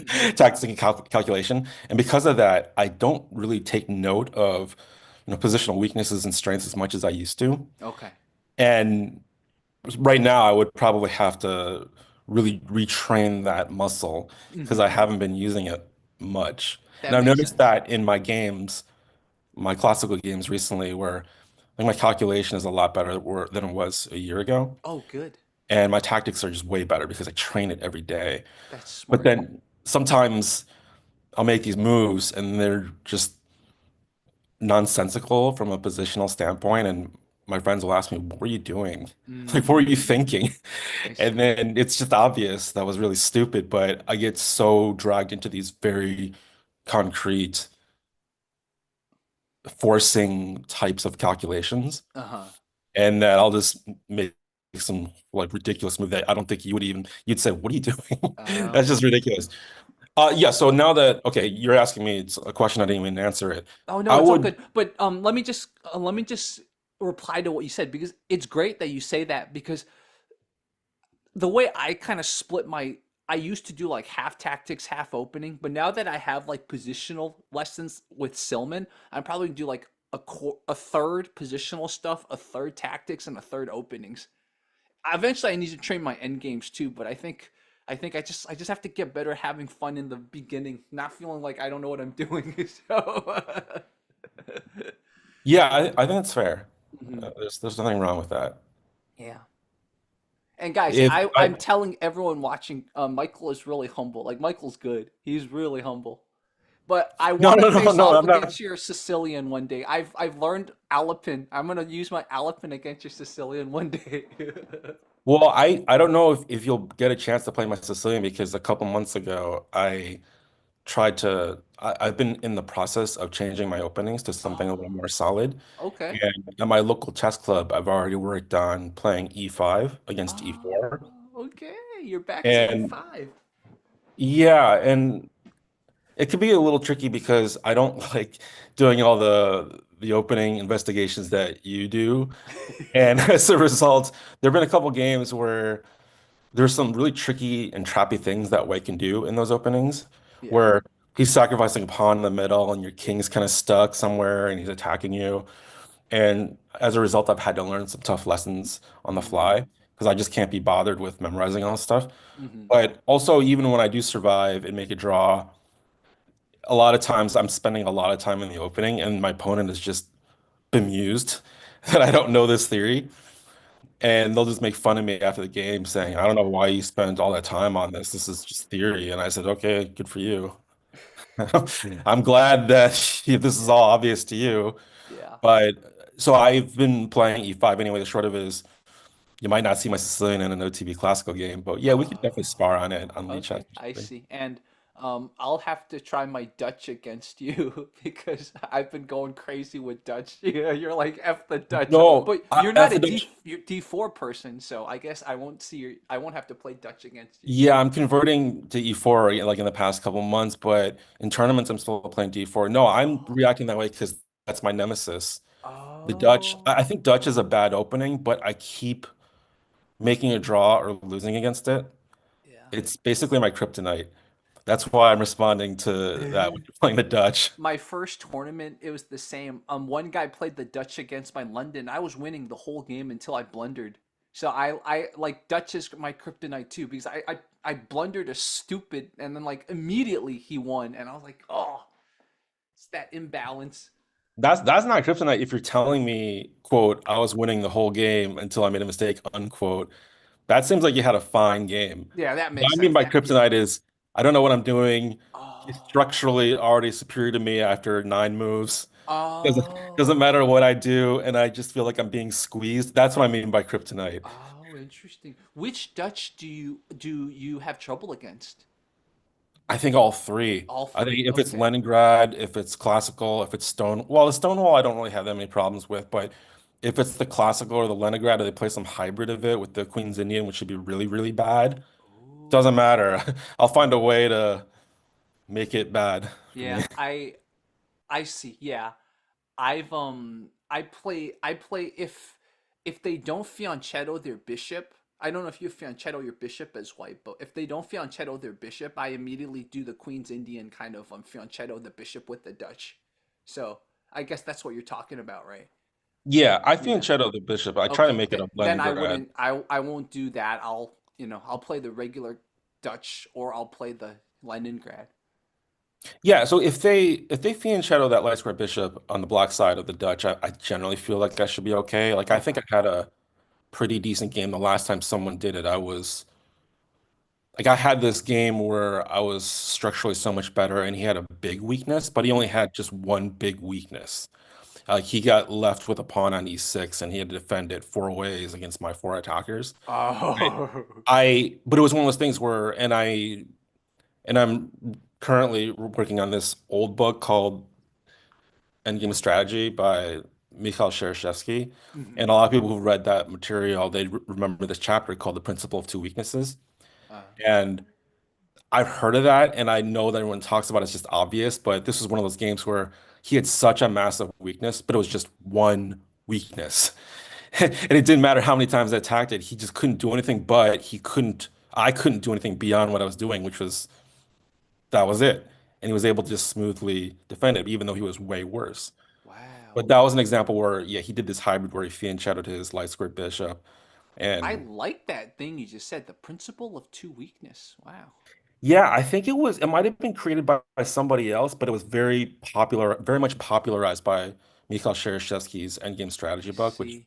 came out a million years ago. It's so funny. You hear things explained a million ways, but it all comes down to models. You got to remember slogans and models. Yeah. Well, especially if the concept, if you remind yourself of the concept really quickly, it could help you, it could help steer you in different directions during the game. Yeah. It's not helpful in a concrete way, but it would have been nice if I had that motto in my head when I played that one game I was just talking about, but Yeah. I didn't. And I just thought I was winning, and I just wasn't. I really like this principle of two weakness. I guess let me see. Again, a lot of these notes I need to redo because this is just a lot of these notes came from when I first started, so I'm in the process of redoing them. But I, it's definitely this would be like a mid game type of thing to think about. I'm definitely Yeah, gonna. I think you can. I know in the end game it's commonly used. Hmm. You want to remind yourself in the end game. Hmm. And many times to do that, you're thinking about that stuff in the late middle game. Uh, Because when you're figuring out like, do I trade down to the situation? If I trade down, yeah, he might have this weak pawn on c6, but can I engineer another weakness too? what is the likelihood I can do that? And then Yeah. that makes you think of how should I trade down while I'm in the middle game. That makes sense. Yeah, but I think you're right. Maybe it is also probably a middle game idea too. Like if someone Yeah. has weak king or something like that, okay, that's Yeah. one weakness, and then maybe he's got a weak knight on A5 that's not doing anything or something like that. You can target that. That you could apply Yeah. it in the middle game too. Yeah. Like the other model they always say, right? When someone's attacking the center, you attack on the rim, and someone's attacking on the rim, you attack on the center. So I feel like that model can be more clarified into this. It's like, well, if you see a weakness in the center, okay, attack the center, but obviously you need another weakness. So like if you see another weakness, then you shift some attack to the I don't know, like that's what I'm thinking of. Yeah, I think that's fair. And it's helpful reminder because a lot of times, like the example I just used in that s- annoying Dutch defense that ended in a draw, even though it was plus 4.3 Mm-hmm. at some point, it's just he can just defend with his life on this one thing. And if you Yeah. can't create something over there, somewhere else, then what are you gonna do? Yeah, be properly defended, but two weaknesses is very hard to defend properly. I like this. Like I'm really going to think about this because again like I like to put things in expanding boxes, right? Like, okay, if someone's attacking in the center, attack on the rim, like that can be incorporated into the principle of two weaknesses. That's like the principle. That's an example of principle of two weaknesses. So I was just like, okay, like because I don't like memorizing specific models, right? Those will in the end almost get you to not think about the big picture. Like remember back in the day when I was always talking smack about Night on the Rim is dim because sometimes Night on the Rim can be really good, right? And I'm like I would like not put my Night on the Rim when I should have. And so like things like that because that's such a specific thing. Like well you got to think more general. Like why is that an example, you know? Yeah. I like your chess learning and strategy guide 1.0. Yeah, because obviously as I get better, like I'm going to toss so much of it out. Yeah. Michael, you accidentally muted yourself. No, I've been muting myself Oh, when I know I'm not talking, just I in see. case I don't know, sneeze. I see. Makes sense. So going back here, Michael, just my analysis. One thing immediately I see is double pawns, and then I see that okay, well maybe there's a way to because you see there's so I'm looking at okay, not enough though, right? You have one, two, whereas you have one, two, so one. Actually, you do have enough. Two. So that's what I would do, but let's see what he says. Like this is what I'm talking about. It's taking that book's slogginess and like putting it in this form, which is okay because at least you get to like play around with the pieces. So extremely complex play, and this is what gets people not wanting to read the book, right? And the book gets like all this stuff. So you deserve a lot of credit for seeing some of the fascinating competitions, complications. Well, there you go. Yeah. So obviously, if I really were into it, I could look at all those lines, but I'm like, I'm not at that level to like really think about those lines. Like, I'm just thinking positionally. So, okay, it's not that. Um, I mean, the other thing is you could potentially get the queen into the action. So, but that seems like a little bit of a premature queen move. So that's my other candidate move. Um, Unless, yeah, I don't know if Queen H4 is good or not, but unless your idea is to provoke G3, if that's your yeah. idea, and then you move your queen back, then Yeah. So it's you not too created a bad. pawn weakness, but I get a feeling he's thinking more, right? If we go here. Mm-hmm. So with knight to, oh. So he's saying the knight would go to here. The knight would just ignore it and go here? I thought it said knight AC4, but I wasn't really looking at it. Oh yeah, you're a knight AC4, so the knight would just go here and protect. Or maybe I misread it. Why don't you play it Yeah. and see what it says? It said the knight would yeah, it said this would happen. The knight would just go there. Hmm. Yeah, I would have not seen that. Yeah, I would have not seen that because I would have thought so. If the knight goes there, I would have just attacked here. Oh, but I guess he has G3 then, right? Oh, I see. So that's a fork. Yeah, talk about pawn forks. Well, I don't know. Like that's the thing. Okay, so he ignores it by playing knight AC4, and then okay, knight F4 G3. Well, what happens after that? Is there some type of tactical shot that black can do? Like obviously, like probably not because you see this red X here. Yeah, But that's the other thing when you're playing in a game, you would like to play Queen H4 and then Knight F4, and then you see G3, but it's I would continue to calculate. yeah, yeah, I was like, is there some sneaky thing I can do to make this all work? But yeah, it probably doesn't work, but yeah. it's worth looking at Exactly. it. Yeah. So then makes me think maybe we can, if we can get rid of this knight outpost, right? So then I guess if this were a classical game, it's like okay, you calculate because okay, maybe he takes this way because if he took this way, I could attack the bishop, right? But what if he takes this way? But maybe then our queen can get into the. I don't know. There's like, but then positionally, right? Like I feel like I'm thinking tactics still. No, but I think you're onto something though, because Uh-huh. you already considered taking that bishop on E5, which I don't know. I haven't looked at this Mm-hmm. intensely, and I don't think you have either. But Yeah, definitely there's not. something about that knight where we're saying, wow, Yeah, this guy is annoying. yeah, So, like, how good is my bishop on D6, or how good could it be in the yeah, future?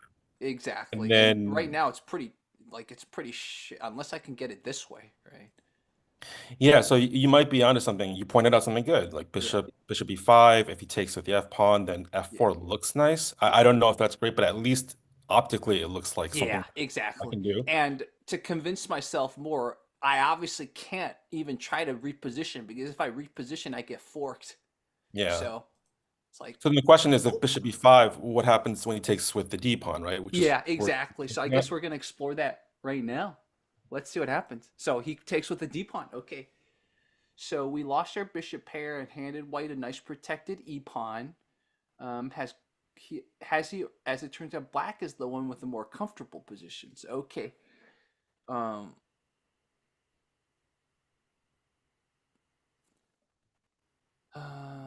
Let's see. I mean, nope. But I still prefer a mainline move. Okay. Um. Let's see. Let's look at the hint. Deprive white's pieces of good squares while preparing to activate your own. Okay, so I love the very vague advice. um, let's see. I mean, we got to get this bishop to do something. This would be maybe a move I would consider because this just blocks the queen. Um, obviously, we can attack the queen here, and that would lead to a very bad pawn structure. So that's probably not what he's looking for. Yeah, I was wondering because th that hint is it's a nice hint. I I think I would have tried without even looking at it too deeply. I would have tried to just move my queen to E7 or something like that, or even what you Oh, just suggested with bishop B7. But that hint makes it seem like I think they're saying something about that knight on the A3, knight, right? Yeah, but like his knight or the white's knight on this A3, one. because the Uh, hint says deprive white's pieces of good squares while preparing to activate your own. I oh, Oh no, it's the wrong one. Because because that's what I was looking at. yeah, Because I was thinking if I play B5, then it can't go knight C4, but yeah, maybe that wasn't like such a good thing for white anyways. yeah. But the After thing, beef. Oh yeah. Okay, yeah, but he doesn't really give lines for this, so I think it should be so fine. what is the idea to deprive him of squares. Maybe it's C5. Oh, it's probably C5, right? Because Limit you the do, bishop. yeah, it's the bishop that you're It's the limiting, yeah. bishop, yeah. And then you get to activate your light square bishop on B7. Yeah, makes sense. And then you could go here. Yeah. I see, but he could move his knight here though. Yeah, that's the thing. I got a little bit sidetracked because I but the thing is, if his knight goes to C4, like what can it really do, right? I Yeah, guess that's exactly. the idea. He can't go to A5, he can't take on B6, he can't go to D6. He can only go to knight D2. Yeah, right here. But okay, fine, then he reroutes to knight Yeah, he F3, but it's gonna take reroutes him this so many way. moves to Oh do yeah, that. exactly. That makes sense. So now he threatens your queen. Protected e pawn. Now he's claiming the open d file as well. Yet black is better. Have you figured out why? Um,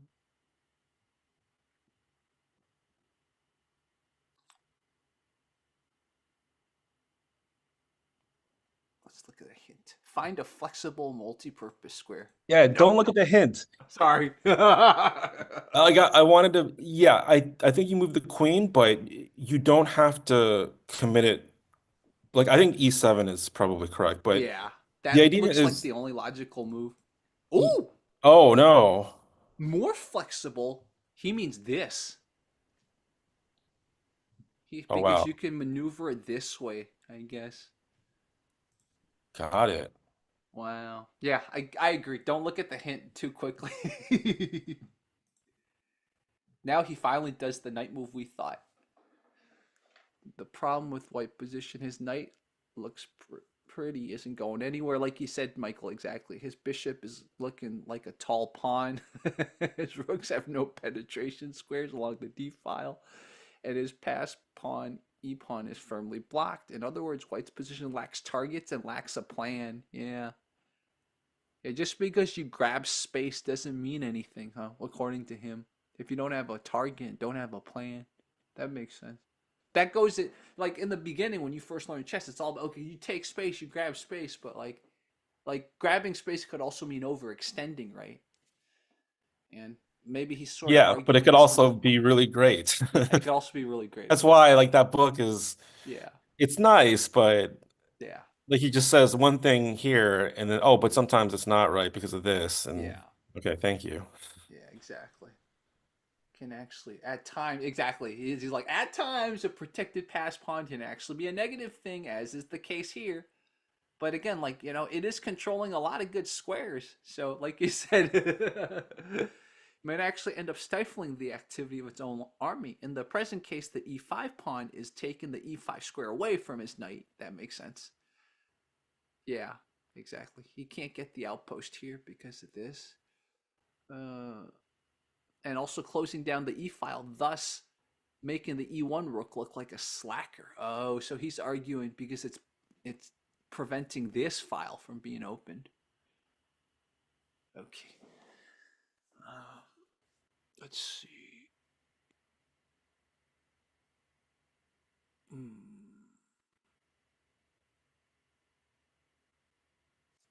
I mean,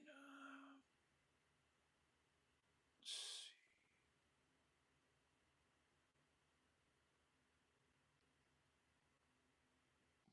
My candidate move is to threaten the knight.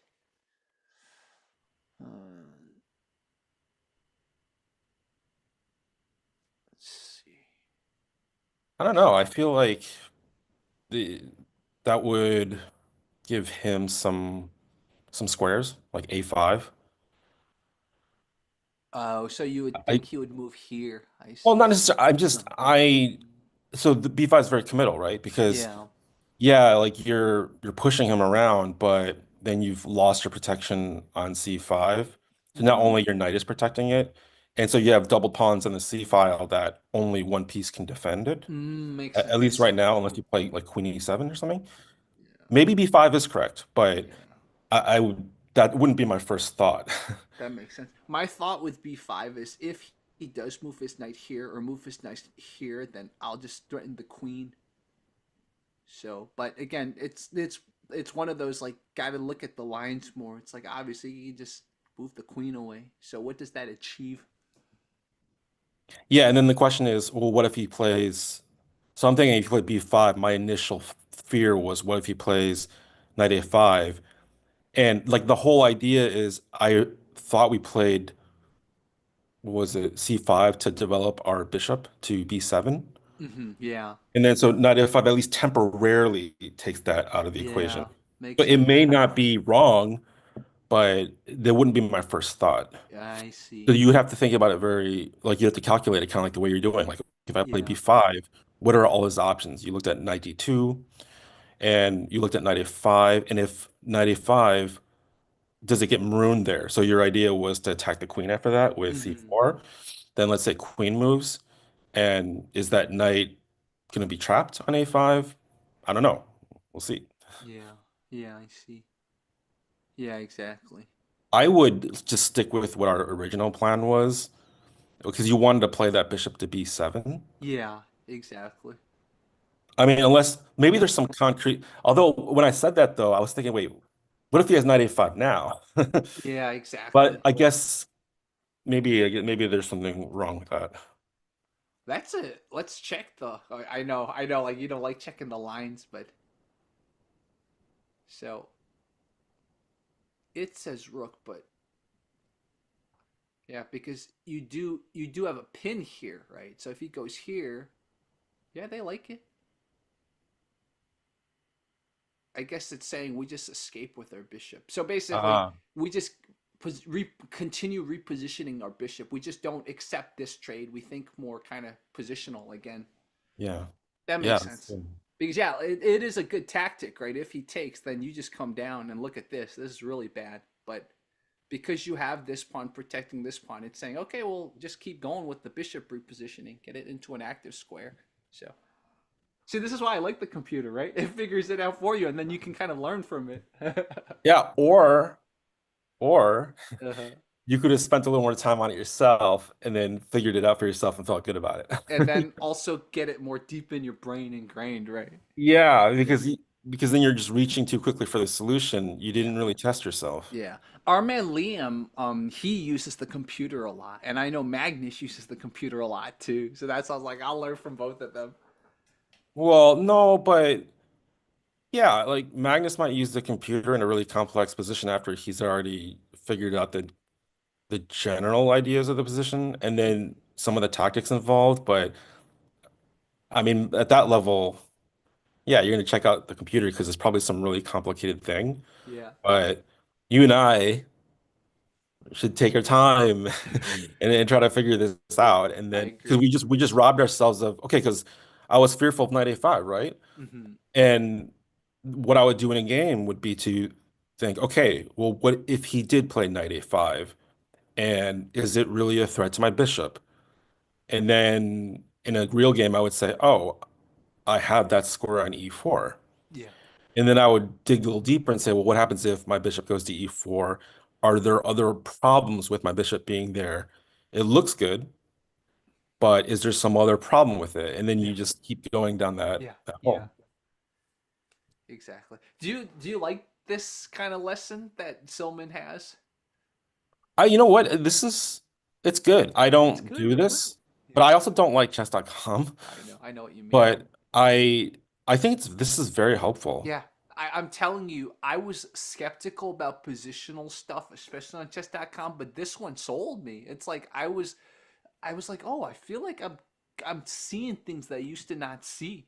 So Oh no, I'm not skeptical about like this good like he makes good content and these lessons on .com are pretty good. mhm. I'm just I don't like chess.com. You feel like they're too what's the right word? I am technically an affiliate, but I let me phrase this different. Sorry. No, it's all good. I It's all I good. I I take that don't. back. No, no, no. You don't have to take Chess.com it is back.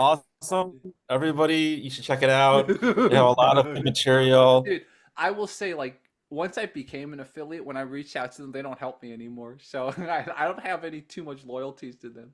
So Well, I was worried. I thought maybe they were sponsoring you for stuff and you're no, getting they free haven't. They material. haven't like I'm only an affiliate, so like I haven't even given the affiliate link in this video, so it's fine. Don't worry about it. We got to be honest with chess.com, right? So Well, but my thing is more just a preference. I'm not saying they're bad. Mhm. I just prefer Lichess. Yeah, a lot of people do. Thomas likes Lee chess too. Yeah, but So, also it could be just I'm dumb because chess.com I just find the platform really confusing. And then mm, also just basic things. I know sometimes my two best friends from high school, they like chess.com. And that's the only time I'm ever on is to have a blitz and wine and drinking session with them on hmm Zoom. And so a simple thing like challenging them, my friends, or rematching them is so difficult. yeah, yeah. I don't know if there's a problem with my settings, but there are so many times I just want to do a basic thing and it just doesn't work. And I have to go through 3 or 4 steps just to do something I can do in one Yeah, step somewhere that else. was one thing I reached out to them about because some viewer wanted to. I feel like the viewer actually did this on purpose to mess with me, but basically, I played 3 rated games on here, and I was like, I'm only playing unrated, okay? And he claimed he couldn't figure it out, and I sort of believe him, but I sort of don't. Like, that's what I mean. Like, sometimes people like have issues even like unchecking the rated because it's like hard to find. So I kind of know what you mean. Yeah, and then also there are other things trying to follow some type of international event through chess.com. Oof. Maybe it's like a little bit easier to find there who's commentating on it or some type of thing like a YouTube video that it connects to. Mm-hmm. It's so much easier to just go on YouTube and find it, but I have trouble finding their events on their platform. It's super confusing. Yeah, yeah, I know what you mean. So I got 2 things right while we were talking. So see my pawns. I'm getting better with the pawns. Now his king, knight, bishop, and rook are all working together, while the white pieces seem to detest each other, are busy leading their own private little lives. That's an interesting way of describing kind of like pieces working together. This doesn't necessarily mean that white is losing by force, but it does mean that the defense is both difficult and depressing. Okay, so my move of attack, exchanging here was wrong. So, um, No, that's not obvious, why that's an error. Like you think, oh, I'm winning a pawn. yeah, exactly. And I'm also, moving down towards this back rank. But let's see actually why an error because after bishop takes, oh no, b takes c, rook takes, white has rook c7. Oh, just to defend. So basically, it's saying your rook doesn't get anywhere from this. Okay, but still, like you said, like you are winning a pawn. So Yeah, but let me actually look at the. Okay, so he's already up a pawn, so maybe I should take that into consideration. true. Maybe you just want to like put on more pressure on his position. Like Mm, maybe because like I'm thinking, how do I open up that? How do I attack other stuff mm-hmm. and also make my knight do something? Mm-hmm. And like knight before is a candidate. Like I know it drops the pawn on e4, so we have to be worried about that. Mm-hmm. But you have a lot of like opportunities to you can take on c2. But I don't know, maybe his rook c7 thing is still an issue because now that we saw that hint, I'm a little bit more alert to that idea. So let's say knight before, knight Yeah. e4, and if I do rook c2, he still has rook c7, right? Hmm. Or maybe like I have rook b2. You got this, huh? Yeah, it's like knight b4, knight e4, rook c2, rook c7, rook b2. And then I could try to threaten that back rank stuff Mm-hmm. on b1. So I don't know. So like maybe knight b4 is an idea, but let's Yeah. not do it yet. Yeah. Let's look at other Exactly. Let's stuff. think through this. Yeah. So I had the candidate move of this, right? Oh, that's interesting. Yeah. Let's see. So if you do that and he plays knight d5, Mm, do you have e2? Oh no, he has f3. Hmm. um, let me So see. e3, knight d5, you just take back on d5 and he just takes back on E3. You're still done upon? Hmm.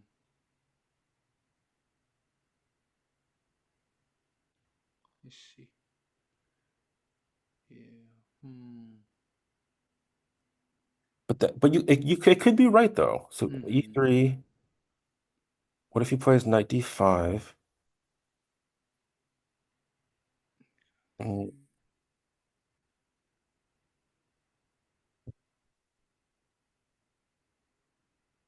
yeah, I was so tempted to do something like Rook C2, but that Rook C7 comes in, right? Yeah, exactly. The other thing I thought about is what if you do this? Hmm. Yeah, that's an idea. Bishop C3, BC, and then knight takes C3. I guess so, huh? But then so then Rook C7. That prevents rook c7, or it doesn't. No, he still has that bishop on G3 protecting C7. Oh. But maybe, yeah, maybe you can make an argument that the knight right now you want to preserve it instead of exchanging it in C3. So bishop C3, BC. One, Mm, two. I see. and So where's then your he just. I see. So he comes up here to prevent that.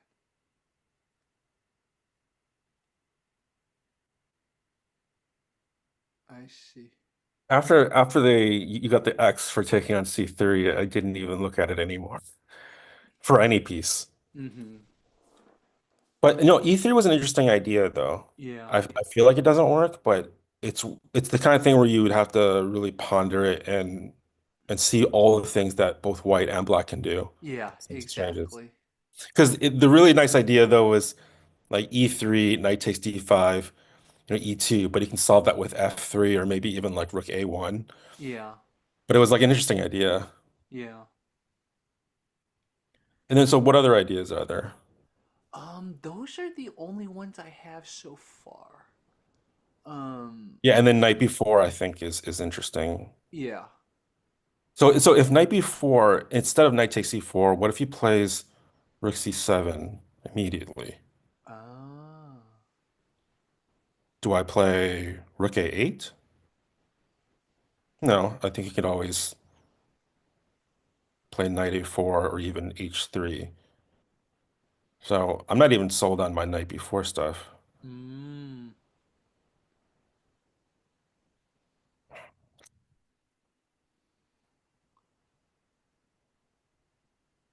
Wait, let me read his little thing here. Black's Yeah. teamwork gets more and more pronounced with each passing move.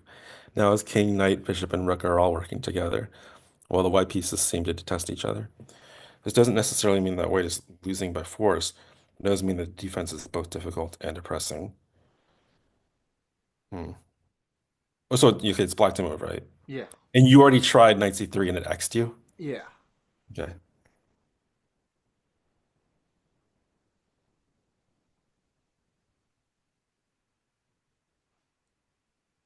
The other thing is, what happens if you try to block that diagonal from Yeah. I was h2 thinking to the same c8? interference, right? Right Yeah, here. so Yeah. like what about well, I was thinking like knight f4, because like if you play e5, then he just takes on d5. But Oh. like what if you put that awesome knight on f4, which I really don't want to trade away, I see. Right here. but at least now, he can't do that rook c7 stuff. But Yeah. the question is like now you can't. Well, I guess you could always exchange on c3, but then if he takes on e4, then you've got rook c2, Yeah. and he can't play rook c7 anymore. Yeah, exactly. So the question is, does he have any counterplay after, let's say, knight f4, right? Knight e4, and then if you play rook c2, does he have something? Does he have a good defensive and also can be offensive move? He's got to stop the checkmating threat. Yeah. Yeah. Mm. And I mean, Yeah, I don't know. Yeah, I think it seems like knight e4 is kind of dangerous after knight f4, but yeah. it's worth looking at because you saw that the c7 thing was a problem. Yeah. And what are some creative ways you could stop his control over that square. Yeah, exactly. It could be because if he goes here, you can attack him Hmm. like this, right? Yeah. So then you force him to move, There's so many arrows on there, man. yeah, here, and then you can move your rook down there, right? Force that exchange, but then you end up. I don't know if forcing that exchange is correct. Arrows, yeah.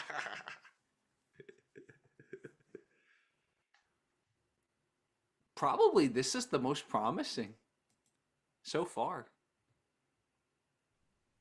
Yeah, it has its uses. And the other thing is, besides of the idea of we're trying to deprive his con the way he's contesting C7, Hmm. is we also want to think, okay, w is there anything good of the knight being on F4 in and of itself? Yeah, Not as an obstruction piece, but like if he just leaves it there, is there something pretty dangerous about it being there as well? So it serves two purposes. And it's not super clear to me. Like I can already think of exchanging on C3 and then like the knight hopping E2. There's a lot. He has a lot of flexibility there. yeah, It's not obvious what he's gonna do, but that's the other thing I have to think about. yeah.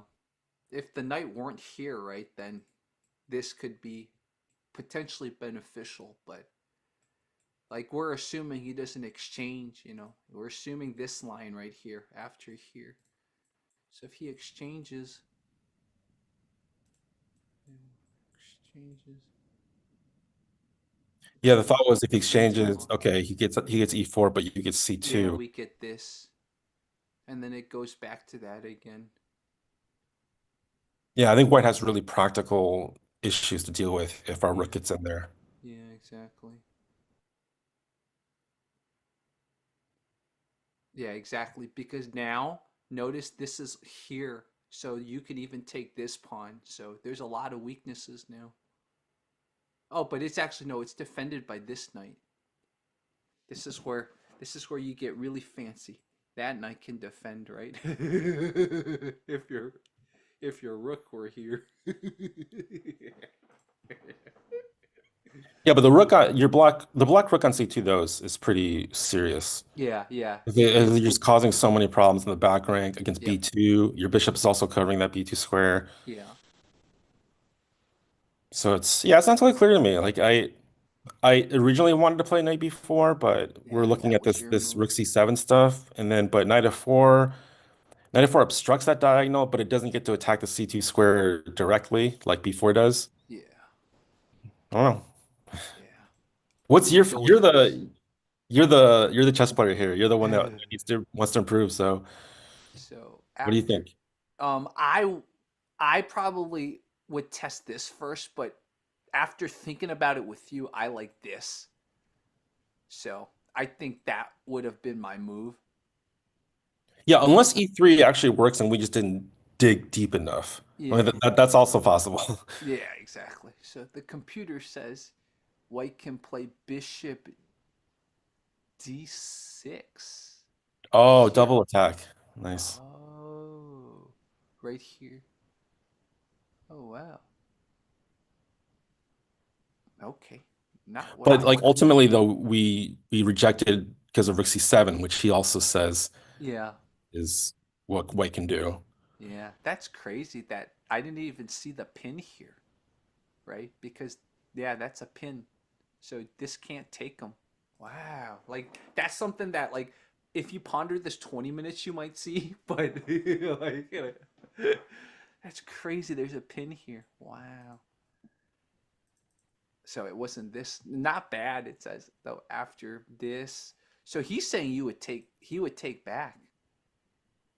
Mhm. Bishop takes c3, rook. White's better off. I guess it's because he has that extra pawn.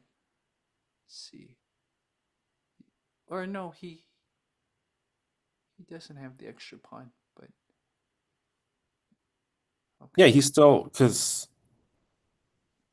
so like E3, FE, so now you're down two pawns and you take on C3 yeah, twice, right? You get one pawn back. okay, yeah, but yeah, he has an extra pawn.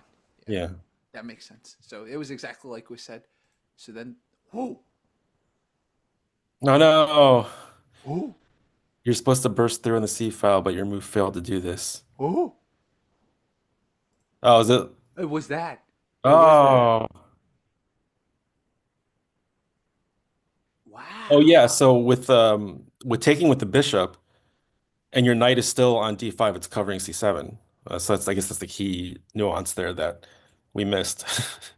Oh, it's Because when we took on cover. when we took with the knight, like we had no more control over C7. Oh, that makes sense now. Look at all these. Look at this. What the fuck? But it says you're ready for your next lesson though, so you're improving. Wow, that's crazy. Look at all this. Look at all this. Wow. No, but I think they're just showing you the game if you're Yeah, the curious. It's actual kind of game. yeah, it's kind of like that those Silman books where makes that point and then 67 moves later and then an end game. It's like, see, I was right. Yeah, there is a little bit of a retroactiveness, right? So, Yeah. wow. But yeah, Yeah, you and can then like tell. No, go ahead. and Go ahead. these and these authors they're just picking their examples to prove their point Yeah. too. Or there's a Yeah. lot of other examples out there where it just didn't work. Yeah. But of course, they weren't cherry picking those examples. Exactly. Yeah. I guess before we go, I guess maybe we'll do a quick. You want to do a puzzle battle against each other? Okay, I've never done a puzzle battle. Okay. I'll show Sure. you quickly what this is. Okay. So you just see who does puzzles quicker. It's really fun. Okay, Queen of so seven. here we have this. This we got Wait, this. so how do we prove who does it quicker? You're just I'm doing them playing all. some random person. So Oh, okay. so here we got this. Here we got this. And then so this is pretty cool tactical training in my opinion. We got this. Here we have, let's see, we have this. Here we have, we can take that, we go here. Then we go here. Here we have this. Here, white, white, white. Let's see. Oh, here. And then we go here. Hey, you're pretty good. Well, thank you. Then we have, oh, here. Then we got the back. Oh, yeah. Then we do the back rank here. So here we go. Here. And then this is the tricky part. Oh yeah, back rank. Yeah.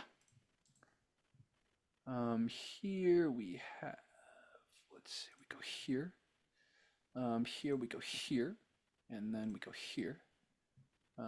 Here, black to move. Let's see. You do not want to go here. You go here. Black to move. Oh, this is a pawn in game. Here. Then let's see. What do you do? What do you do? You go here.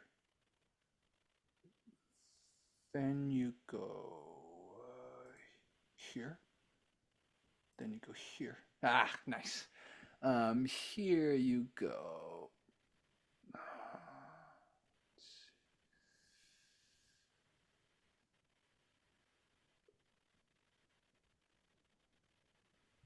Oh yeah, we get rid of. Oh no! Shoot. Well, that's a discovered attack. That's a double attack. We do a. That's called a smothered mate. Gotcha.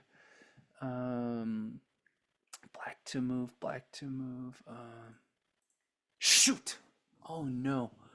Um, this is the problem with going quick, right? Let's see. I gotta be careful. I can't go too quick or else I'm gonna lose this. You can think about it. I guess I won because I didn't strike out and I got more. So Yeah, congratulations. Thank you. So, I guess we can look at the ones I failed. That makes sense. You have to go here first, then you go here. Ah, yeah, it's a deflection. It's a deflection. And then this one, oh, you got a skewer. That makes sense. Because if you went down here and then he took, he would beat you to the pawn, right? Well, I think he just gets back to F3 in time to defend. Oh, I see. I see. I think. Okay, makes sense. Okay, that makes sense. Okay. But either way, sometimes like in a crunch you don't see these things. So I guess um obviously you want to be able to kind of think through puzzles, right? You got to like got to reason through, but I think occasionally doing those is kind of fun. Yeah, so I remember I used to do like that puzzle rush occasionally, Mhm. but I don't find any of this any helpful at all. Oh, But that's just me. I know a lot of my friends like Puzzle Rush and play it, but I like personally I think it's useless. makes sense. And do you think it's useless because it's hard to encounter these positions, or do you think it's just difficulty wise, it's not good enough? No, I think it's just I don't see how this helps me because I know in slower games it's so in these types of positions it's I guess in an end game maybe it's worthwhile knowing how to deal with those under time pressure because even in slow games the games have gotten much quicker. So Uh-huh. you're kind of running out of time in the end game, but you should be able to figure this stuff out. Like these basic puzzles, if you have plenty of time, you don't need to do it quickly. Yeah. You you should have enough time to figure it out. And Mm-hmm. also, I think with the way they do these puzzles, you can kind of if it's like a three mover or a two mover, you can kind of make the move because it seems like the right move, and then you get a check mark and you keep going, but it's possible like you're getting to the solution not in the best way. You're just That makes kind sense. of getting there. Because in the game, you don't get a chance to just, to play the move and then it says It you're says, right. You "Oh keep yeah, going. yeah, Yeah, like you need to really dig into it. yeah, And there could be some problem with what you're doing on move like 4 or ply number 7. yeah, And so that in that way, I think it's I feel like it can be a little dangerous. yeah." I see what you mean. Yeah, I see what you mean because the only argument I would slightly give is that sometimes your gut kind of knows, but you sort kind of like at my face, sometimes your gut knows, but you're not willing to play that first move. And sometimes like you trust your gut, you play that first move, and like you kind of it makes sense afterwards. Does that make sense? It's like if you keep calculating yourself, let's say it's three moves, right? Sometimes you'll calculate yourself out of the best move, but like sometimes what this teaches you just trust your gut in the first move. It'll give you that check mark, and then like sometimes in a game, you'll play that move even though you weren't sure, and then like it starts the calculations start making sense after that first move. No, there's something to be said about that because I know that I was working on this one exercise where it involved a sacrifice and it looked very promising, Mm-hmm. but I couldn't see the kill shot Mm-hmm. 7 or 8 moves down the line. Mm-hmm. And so I didn't play it, right? But because like I couldn't see it all, the visualization was getting a little hazy after a while. But it Mm-hmm. turns out like that continuation was correct. And had I played like in this particular exercise, it was something like knight c4 check, pawn takes, knight e4 check, king moves up. And once you get to that position, then you can start seeing all the possibilities, right? Yeah. So that's true. And I agree with you that you can calculate too much to the point where you just end up not playing the best move. But the thing is, you're trying to improve at chess. Yeah. And when you try to get to the top or the not top levels, but when you're trying to get to the next level, whatever it is, it has to be concrete. Yeah. Because if you just go, oh, this seems right, or the position is just begging for this, or I want to trust my instinct, your instinct can be wrong 50% of the time as Yeah. well. Yeah, I see what you Yeah, mean. I would just be really careful with that. And I think that these types of it's fun, but it's so I'm just answering like that's why I ultimately I don't think it's helpful for me. But like it could be helpful for a lot of people. And I think if it's helpful for you or your viewers, just keep, at least you're thinking about chess and doing stuff with chess, Yeah. which that can't hurt.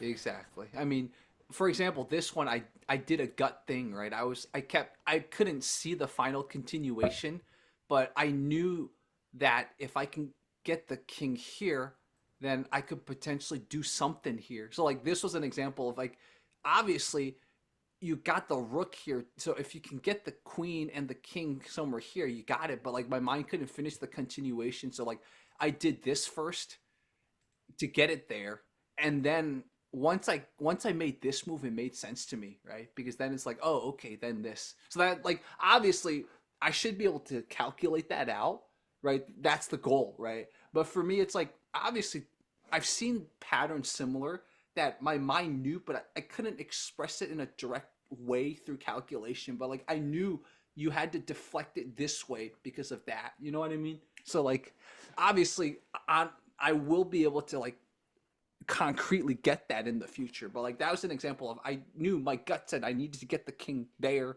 to finish this. So like that's an example of me trusting my gut. Like I didn't do anything else. I was like, oh, like, but yeah. So I'm proud of that Yeah, puzzle. That was pretty cool. yeah, like, it's with the way you express it, it sounds valid. Yeah. So let's see if there's any. Oh, Mavs in 6 was saying something but retracted it. Oh no. Uh oh. So yeah. You probably said, "Why, why are these two morons discussing chess?" Yeah.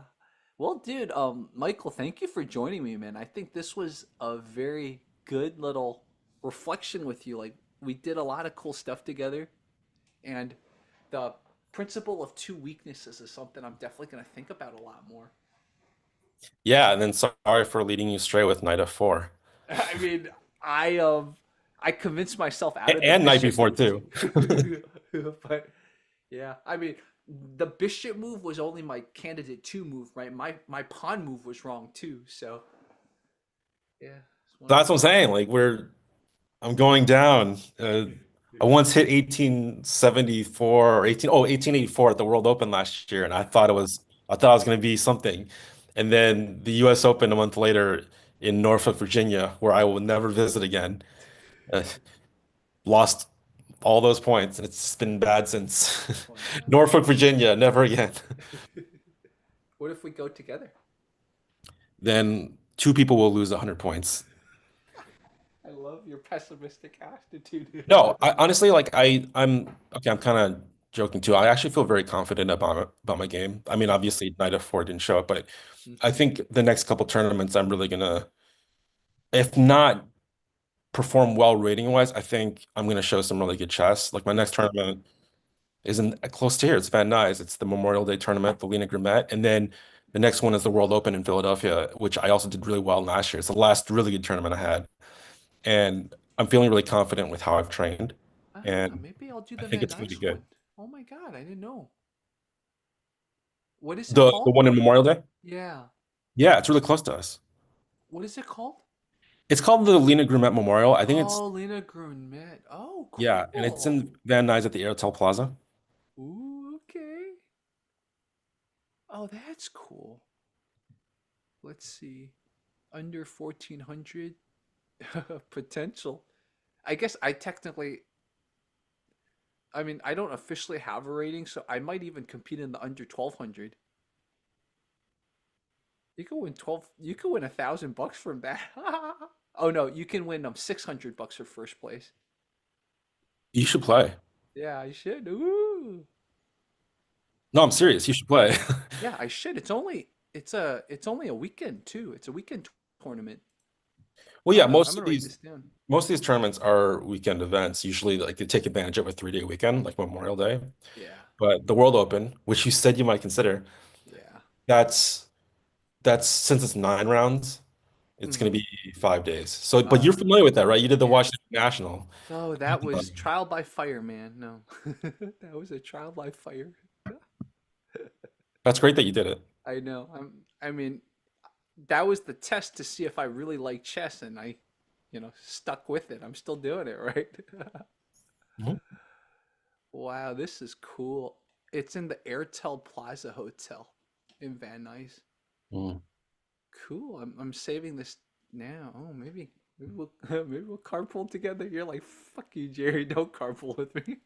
I don't know. You might have to stand by the 401, 405 freeway, Yeah. and then I'll pick you up. Yeah, no worries. I mean, Van Nuys is such a nice place. I guess. Oh, it's yeah. I see. How many? I'm just. Let me just share with you my screen real quickly. Remember when I was so new to chess when I did the Washington International that I didn't know how to read these these tournament things. Unrated may enter any section.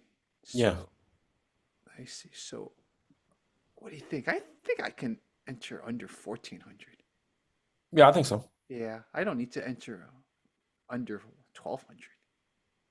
I think you can do anything you want. Yeah, Yeah, under 14 seems pretty under good. 14 seems fine because last year I beat a 1440. So No, listen, I played in Seattle a couple months ago and I lost to an 887. wow. He was one of he said that he started playing a long time ago, but then quit, had a low rating, and then during the pandemic, he just played online for 4 years. Hmm. And that tournament was his tournament back, and he won the whole tournament. Wow. He and it was it was a bit of a challenge because I had a pretty much drawn position, a forced drawn position, but I was looking for more because I didn't want to lose like 25 rating points to him with a draw. And then I played something very provocative, which was just poor. Uh-huh. I figured, well, he's not going to find all the best moves, and he punished me. Wow. He took it all away. Wow. So the point of that story was like anyone could lose to or beat anyone now. Yeah, So that rating doesn't really mean anything. I see. So it means first 40 moves is 80 minutes, and then after that it's 30 minutes. Yeah, so whatever time you had left from the first control plus 30. Oh, okay. And then it's a 30 increment on top of that. Mhm. Oh, okay, I see. So first 40 moves is first is 80 minutes, then whatever time's left plus the 30, and then it's the 30 increment on top of that. Yeah, but I think the increment starts from move one as well. Oh, It's not just the second control. I see. Oh, wow, that's interesting.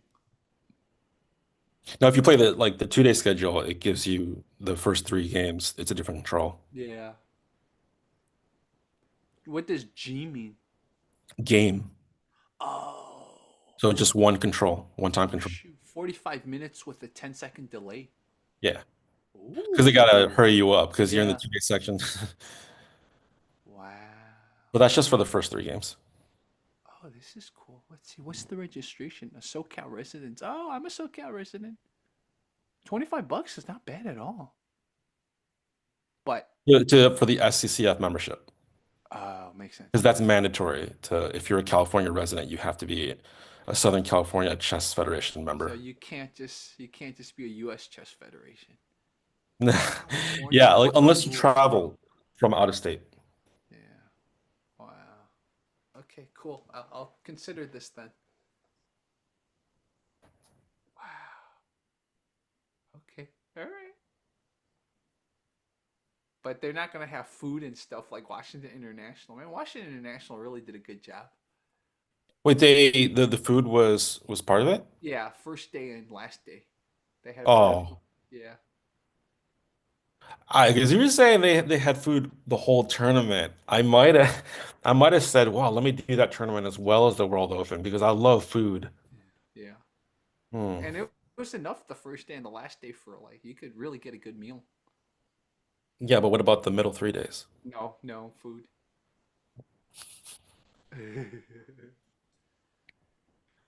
Cool. Well, dude, I'll be back in LA eventually. Hopefully I'll have an interview soon. I'm talking about on the spectrum.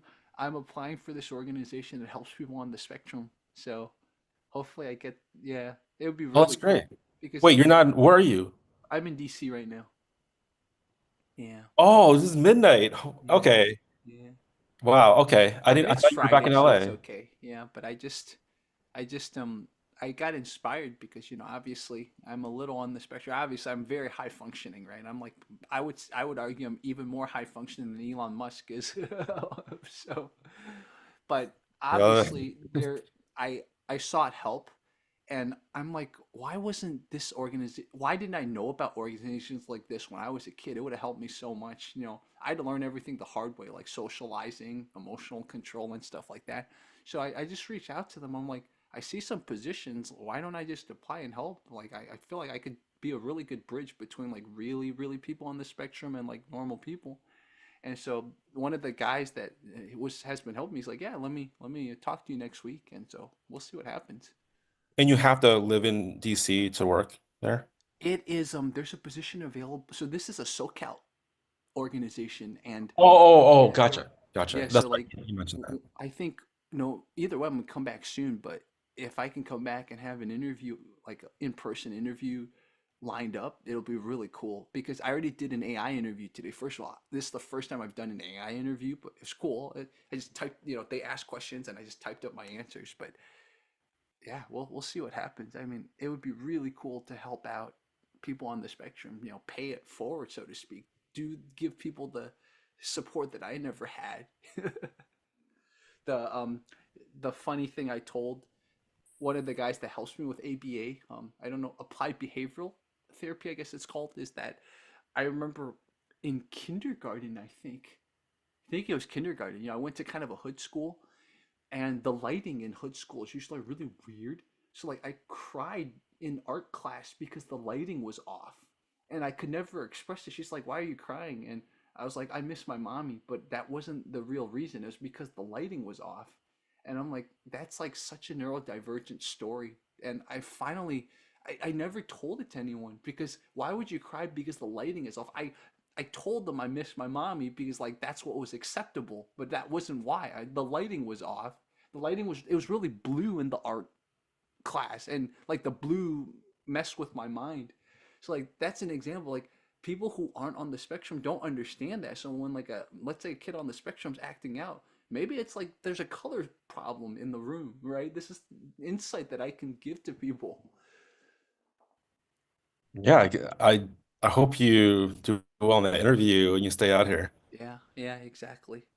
Just random things like Michael, when you walk around, do you notice wind in your ear all the time? Do you ever notice stuff like that? Wind in my ear? Yeah, wind blowing or just air blowing by your ear. It doesn't have to be wind. Do I notice it? No, I don't think Yeah, so. see, like these are things that I notice it every day. I notice air flowing by my ear